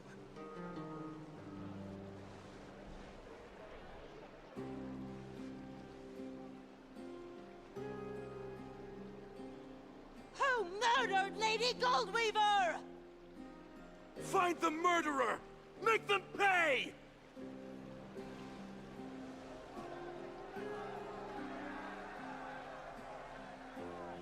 I felt the same as all of you initially. I wanted to stand here beside you, to condemn the sinners, to discuss retribution, and to see justice brought down upon them. You know, for a second, I was like, why don't they have a bigger crowd? Because all things considered, this crowd is tiny. But then I realized if they made the crowd any bigger, we'd see duplicates of NPCs. And we start getting pissed off.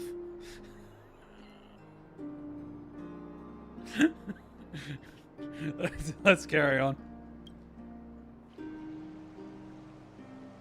But my perspective has changed.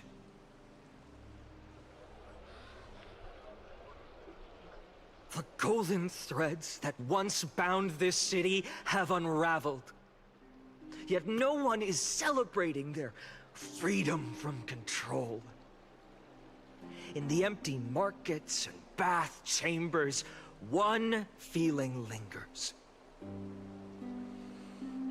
Unease. Everyone has just grown so accustomed to living under Big Brother that when Big Brother is gone, everyone feels exposed. Deep down, we all know the last safeguard against the harm we may do to each other is gone. No divine power will protect us from the malice in our hearts. From now on, only the moral code we choose to uphold for ourselves will stand between us and the abyss.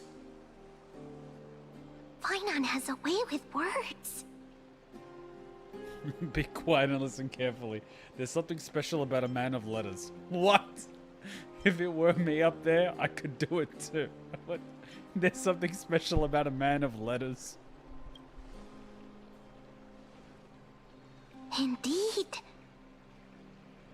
The Flame Chase journey is nearing its end. With only one Titan left for the Chrysos heirs to conquer. Aquila! Before I rise to the skies, I challenge you. Cast out the shadows and malice within your hearts. Let your spirit shine brighter than the sky itself. Let me bear witness. Even without the divine authority of romance, Akuma will remain a sanctuary in these end times. A place for the kind people Aglaya dreamed of. The kind of people foretold in prophecy. A better people! Better people! Better people! Better people! Better people! Better people! Better people! The assets loading in the background is a mess. I appreciate your willingness to accept the challenge. You have reminded me that Aglaya left me perhaps the simplest duty in the world. To bear the burden of creation, I need only to give one thing. No, we're not done yet. It's a gift she once gave me without hesitation, and now I share it with each of you. Unshakable faith. There's still a long way to go before Amphoreus is reborn. But we will not forget the past as we move forward. For the memories of Amphoreus will always benefit future generations. Allow me this moment. I want to borrow a few minutes of your time to commemorate a demigod who protected the holy city for a millennium. She was Akima's dressmaker, the leader of the Chrysos heirs, the gold weaver, Aglaya, and her greatest feat was being a selfless person.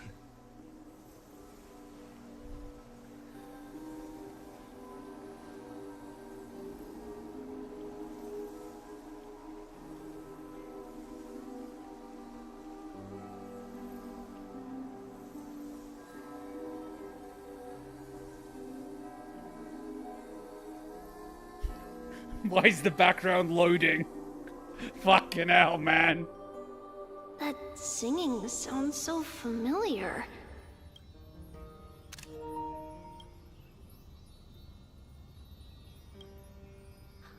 That's our song, and Snowy used to love it! Yes, Lady Trian. For that child filled with anxiety. Your songs always dispelled the clouds in my heart. Even if for just a moment. Snowy was so cute and kind when he was little. Now, you've grown so much. Maybe not as cute, but still just as kind. Time spares no one, so there's nothing we can do. But kindness, you helped nurture it in me. Don't mention it. Your light is as bright as ever. Keep it up and stay strong. See you, Snowy. Goodbye, Lady Trian. I heard what you said. Are you suggesting the debate tactics I've taught you are nothing but sleight of hand? Anaxa, everyone was having a moment. Piss off. Can't you even die properly? Not at all, Professor Anaxa.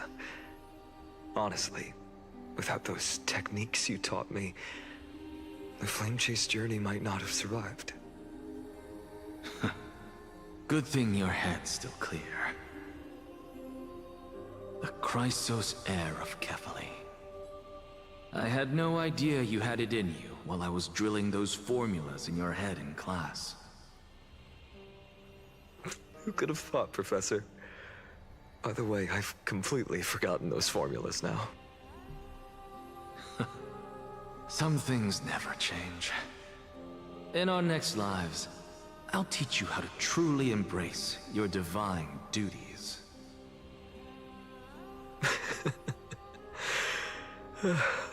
I'll be waiting. Goodbye, Professor Anaxa. Miss Castros? Aren't you going to say something? Lord Finan, you have always been so approachable. Ever since we first met, you've seen me as a friend. It was the first time I understood what everyday friendship was like. But that's dangerous. Dangerous? Laughing and chatting with you, I sometimes forget who I am. And for someone with my kind of power, that's a real hazard. I hadn't thought of it that way. Sorry, I forgot to consider your perspective. Please, no apologies. Despite everything, thinking back on the times we spent together makes me really happy. I feel the same. Goodbye, Finan. Goodbye, Gasteras. Aklaya. Remember, Finan, after completing the flame chase, leave the decision to initiate the miracle of Genesis to the Amphoreans. The Chrysos heirs are the executors of the prophecy, yet they, the people, are the true masters of this world. The freaking people do fuck all! They just sit there and complain half the time. Rest assured, I always keep your teachings in mind. The difference between a presumptuous hero and a tyrant is a fine line, right? Well said. You've got a good memory. It's late. Anything else you'd like to add? Anything else? Even in your imagination, I'm not one to show my vulnerable side. No worries. I've long understood how difficult it is for you to open up completely. Thank you for bringing me here, Aglaya. You saved me. Maybe what I wanted to save wasn't you, child, but this crumbling world. Goodbye, Finan. Goodbye, Aglaya.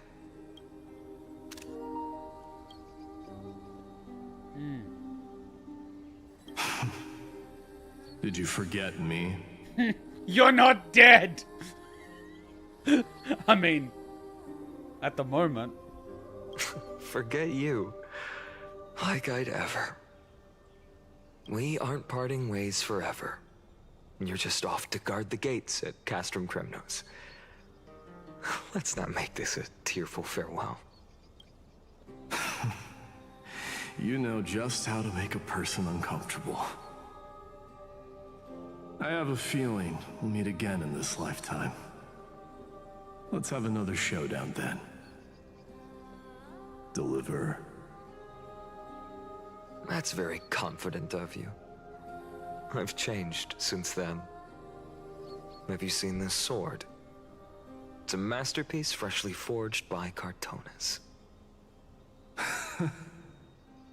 A bold statement for a mere mortal who hasn't yet claimed the power of a titan. See you around. Finan of Ides Elysiae. It's a date, Mightimos. What a poignant, yet splendid journey. And it's still not over yet, is it? Yes, Cyrene. I was right. In the end, you did become the deliverer in this story. She dead? A lot has changed while you were away. I've met so many people, tried so many things. I've found new resolve. And I've let go of some attachments. I'm not the same person I used to be. But to me, you've never changed at all, Finan.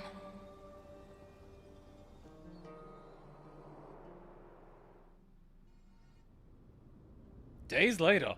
Okay, seriously, they gotta start giving us pause points.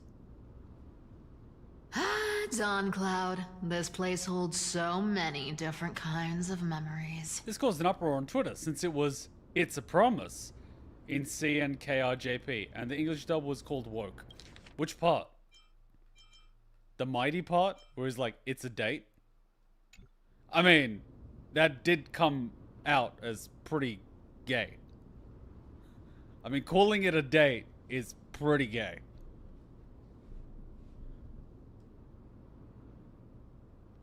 I remember you could see the Gold Weaver sign from here, all the way down the mountain. That was only in English.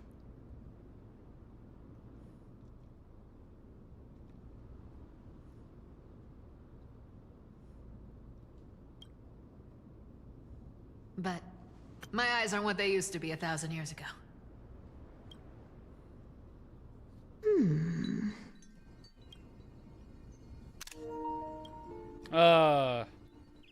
Cipher looks adorable. Cipher? You... Seamstress. Tell me, does Akuma have any treasures so rare that not even your... I mean, our shop has seen? Of course it has. I heard there's a gem of all worlds hidden somewhere in Dawn Cloud. Apparently, it's a piece that fell out of the Dawn device. It's truly a priceless treasure, being a part of Kefli's divine body. Even I, the Gold Weaver, cannot witness its glamour. Gem of all worlds. Nice! Got it! Well, please keep looking after the shop while I... Let me guess, Cipher. You're probably already plotting to sneak into Dawn Cloud to steal that gem, aren't you? Repossess. And your next move is probably trying to sell it to the highest bidder, then distribute that money to the poor and the refugees in the Holy City? Aww. Look, seamstress. Are you sure you aren't peeking into my head with your golden threads? You might be skilled at covering up lies, but your compassion is all over your face, plain as day. Don't lie to yourself. Do you honestly think this is the right thing to do, Cipher? What else am I supposed to do? That's the only thing I can do with my power. You keep talking about how I have the potential to become a good person. Or even what people call a hero. But I don't know what I need to do to get there!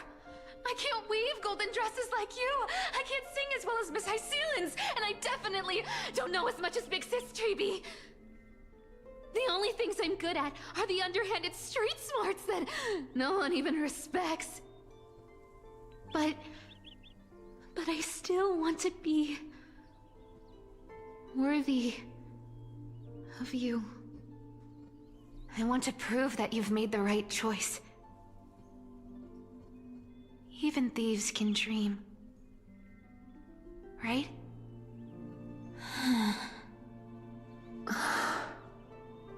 I know, Cipher. I know.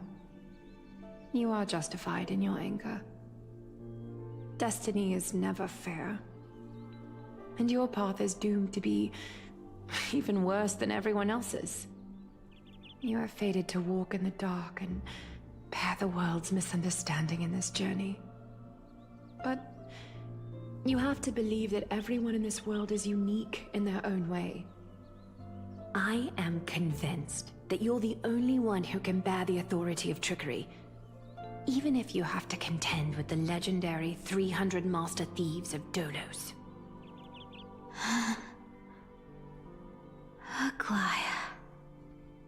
I just want everyone to believe that the world is beautiful, and that everyone is simple and kind. If only I could get everyone to believe that. Would that lie become reality? If enough people believed in it, even though it's a lie. Lies will always be lies, Cipher. But sometimes they can be more noble than the truth. Huh. Are you really planning to just stand there forever? Honestly, sneaking around doesn't suit you, Deliverer. I never thought I could slip past your sharp ears, Miss Cipher. I just didn't think it'd be right to interrupt when you're obviously lost in thoughts. Still as charming with your words as ever, boy. Your speech at the public baths wasn't half bad, I'll admit. It managed to touch my heart. Just a smidge. Thank you.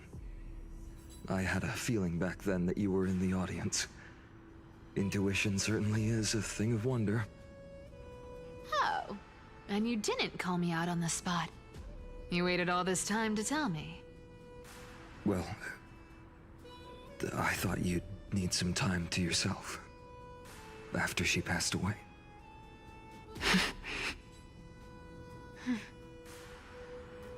None of your business. Enough small talk. Tell me, what kind of trouble did you run into that you need me, the super old-timer, to step in?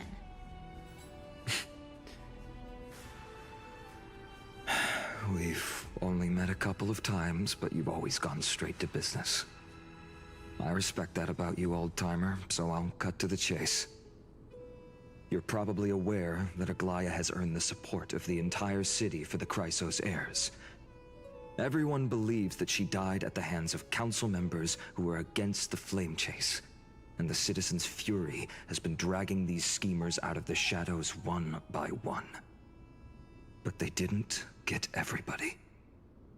To this day, we still haven't found Elder Kynus, the leader of the cleaners. I see.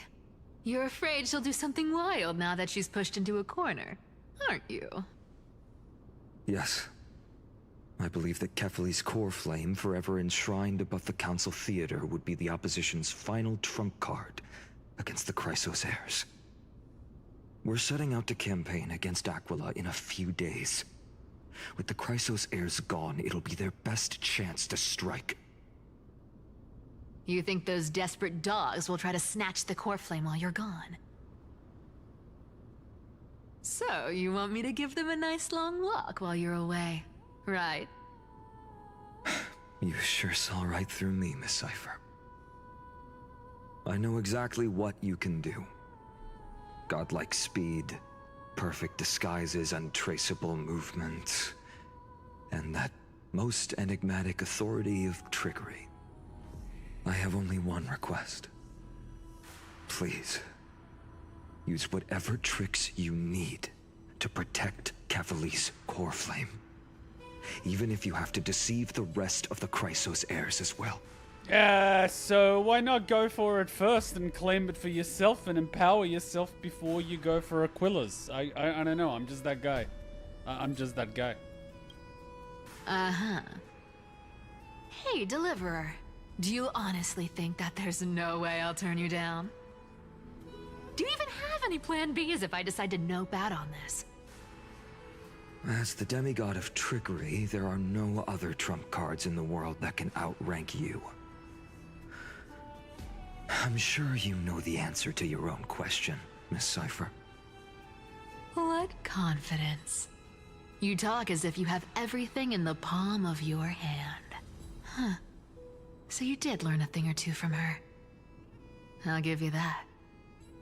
Then let me tell you something you don't know. The Flame Reaver. They've been watching Akuma closely.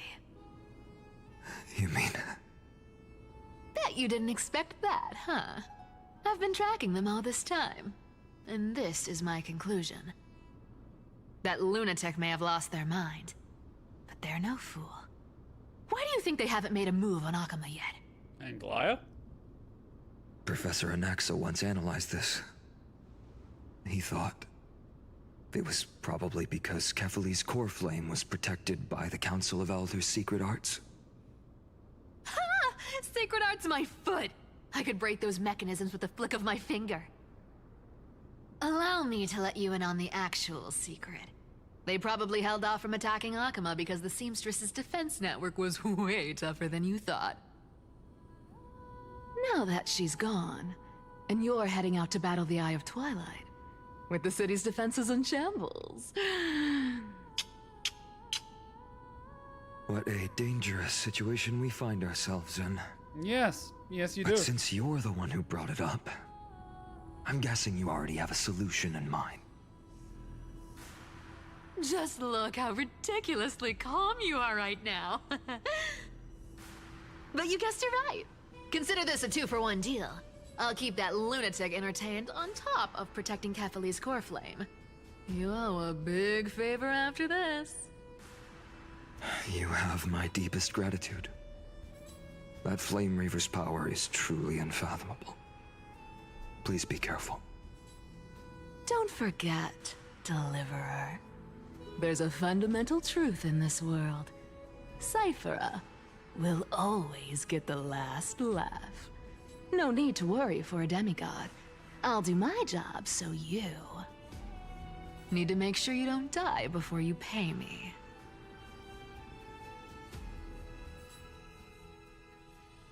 Guys, there needs to be a breakpoint, for fuck's sake.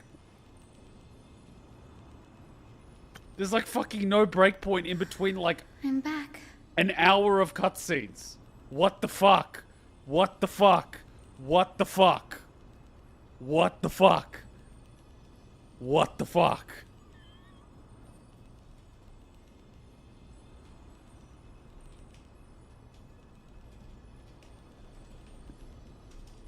They are not thinking this through.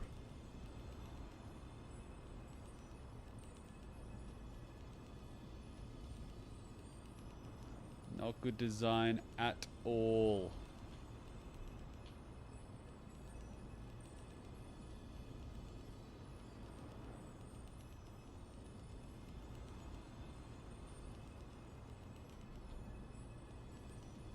The last stage they had us walking around was when we went to the baths to find Anglaya's body. And at the end of that, Fanon is like, we're gonna have the speech tomorrow. Rest up before then. But it automatically went to that speech. That should have been a stopping point. But it wasn't. And now we're here. Now imagine this with unstable connection. Guess what? It resets every time. Yeah. And you wouldn't be able to do your dailies. Like, it's not well designed. That's all I gotta say. There should be stopping points at critical points. But there's not. Like, honestly, the beatings need to resume at Hoyo. The beatings need to resume. I've been trying to stay away from here since the Black Tide destroyed the grove. And through that, stay away from the memories that might make me sad. But the wind keeps pulling me back. Maybe that's the Twilight Courtyard's duty, after all. No. I know, little Ika.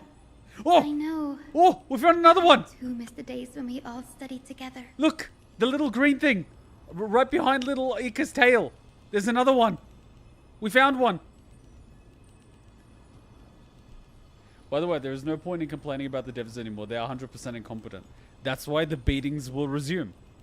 Cipher's VA killed it. Still can't believe that her, Linksha Adventure Time, and even Welt's old VA are first timers. First timers? Damn! Hoya really loves to go cheap on VAs, but at least they're good ones. But we have an even more important mission this time round. Lord Finan has already set the date to campaign against Aquila. Being a descendant of the Sky People,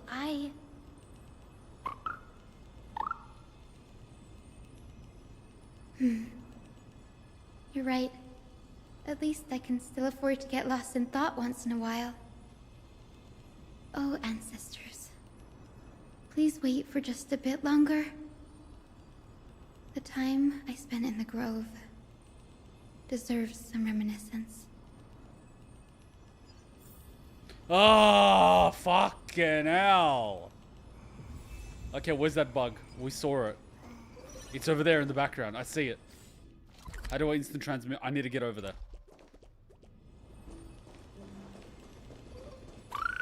No! No, let me go! Got it. Yes, I'll focus and not run off. 9? No! I should be allowed to get out of here. I need to be allowed to get out of here.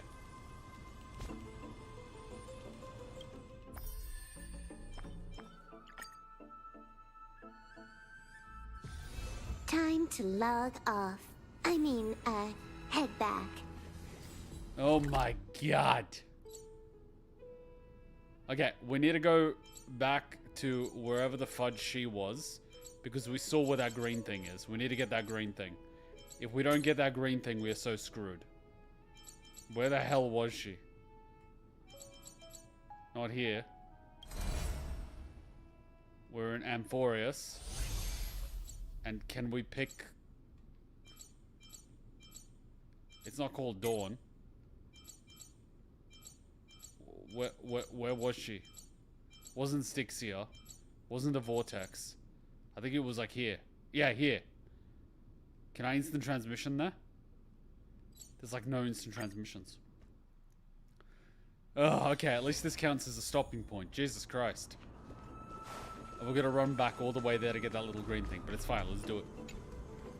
Otherwise, we'll never find it again. I'm a little bit like...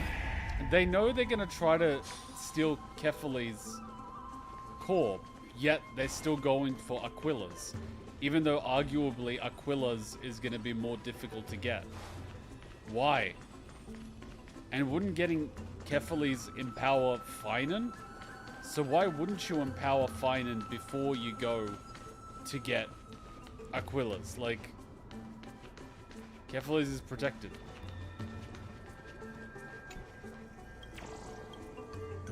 I feel like it's protected by the plot. That's what I feel. If they got Kefali's Finan, we'll be out until the trial is complete. By the way, when is the next Genshin stream? It's been ages. We don't have any hours for Genshin story until we do this. We've got like, I think an hour left or two. Protected by plot. Well, yeah, Kefali's one is protected. They can't do it because of plot. They have to go for Aquila's. Because if Finan does his trial, he will be too OP and Aquila's will be too easy. Plot. And if they get the entire army protects Okuma. Yeah, but we've seen how fucking useless the army is. Come on. Come on. They're fucking useless. They were fucking useless. What did they even do? Kuma, you were being a square. They were fighting, and then the crisis air cleared out everyone. Come on. Come on.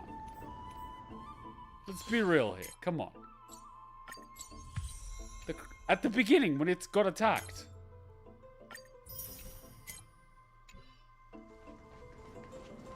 They're a bunch of mortals. They're not that strong. The crisis airs are basically Dragon Ball Z characters. One against the other. It's like night and day. It's one Flame Reaper. Yeah, that one guy is like a Dragon Ball Z character. Compared to normie people. Good luck with that guy. Am I supposed to look at Discord really quickly? It's better to get the underprotected core flame than to focus on the one that we already have. Already have? Do you really have it? Alright, let's see if I can switch without the computer blowing up. Discord shouldn't be anything copyright, so we should be fine. And since I won't be streaming videos, it should be fine. But there might be a little bit of lag really quickly while I shift from PlayStation to desktop. Give me a sec. Give me a sec. Give me a sec. Give me a sec. Number 9.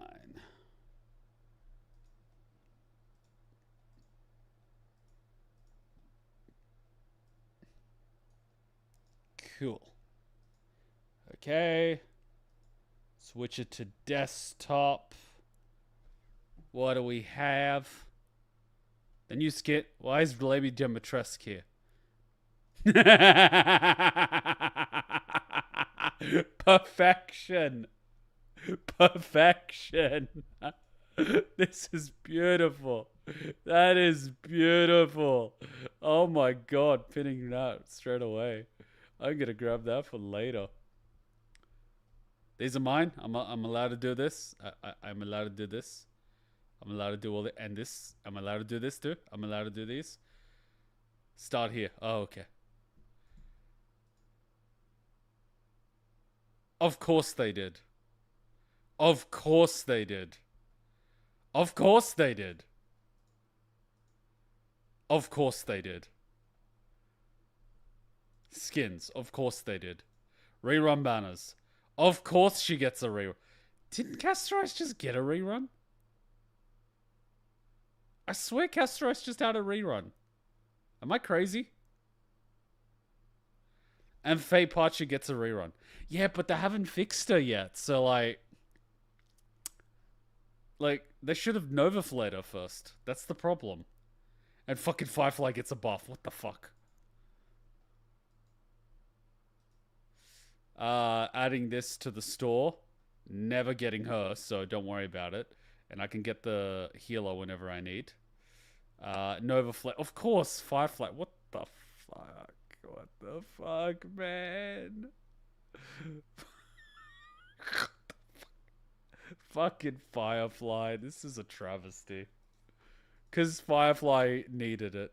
Yeah, we knew Silverwolf was coming. We knew Silverwolf was coming. Oh, March's Lycone. That might come in handy. And Beer Daddy, of course. Beer Daddy. Beer Daddy. And then the one after that. Oh, okay. Back to back. And Little Clara's Lycone. I think I already have all of those. Cool, cool, cool, cool, cool, cool. The event is back. Haha, finally. I've been farming the crap out of these, but it's going to be good for the orbs. The orbs is a bitch. The orbs is a bitch. Oh, added to the 50-50 pool? You know what's fucked? I've got E2 Silverwolf.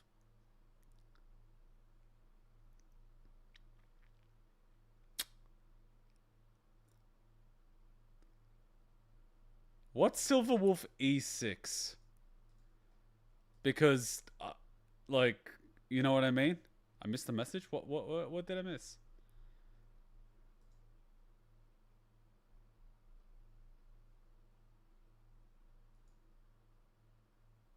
I didn't miss anything. I looked at all of them. Oh, so you're gonna have one? This one I just keep for the duplicates. I technically should take Bronya off, but I know I'm gonna get another Bronya. So technically I could have 1, 2, 3, 4, 5, 6. Because I don't need these two. Below Recon. What? 43 free pulls for what? For anniversary. That's crazy. That's like half a character. That's half a character. And then you lose your 50-50 and cry. Just fucking lose your 50-50 and cry. Oh, fucking this. Silverwolf is standard? No. If you lose your 50-50, Silverwolf is there. Standard banner's not changing. Ugh. It's to make losing your 50-50 less painful. Even though I've got bloody Bronya E6 and then I got her extra time, which is like E7. Which means I got a total of 8 times. I got Bronya a total of 8 times. That's pretty insane.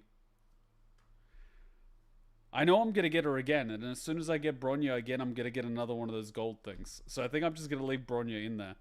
The only reason I would ever take Bronya out is if I really want all the other characters. But looking at it, because like, even if I get Blade, I wouldn't really use them. So it's like, and I've got her twice.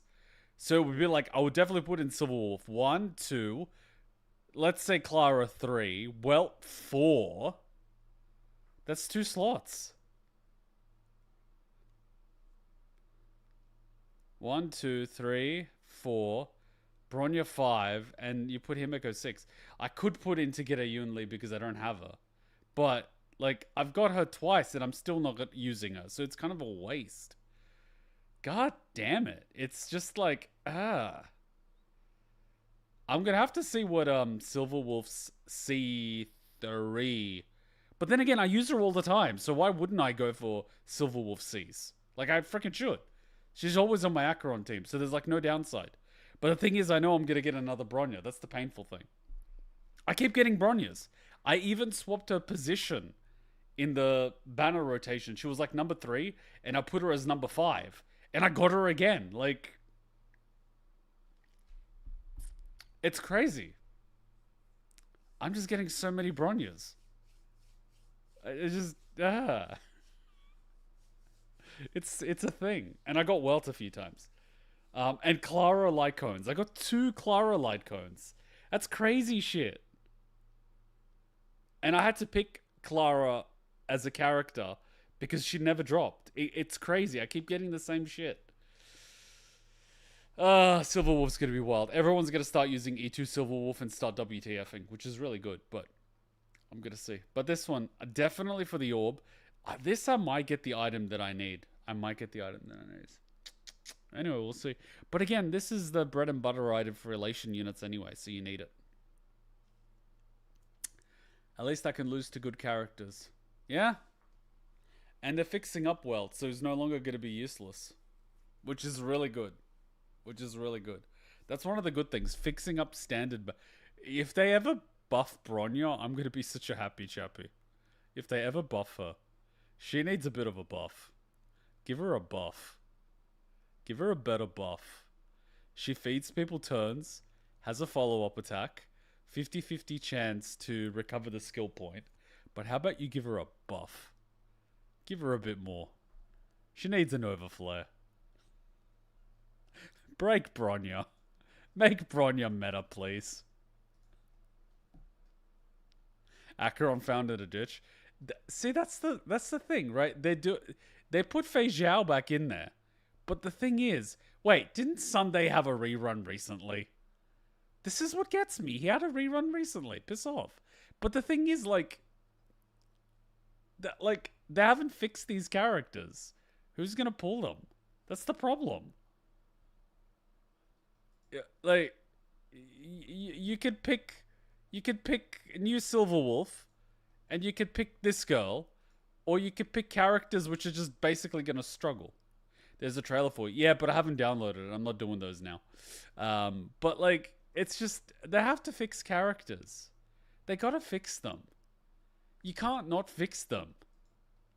They need to be fixed. Anyway, we're going to end it here. It's 11 o'clock and Hutchin's going to be sleeping. Guys, it's been fun. I will see you tomorrow. I will see you on Discord in the meantime. Till then, Nijikuma out.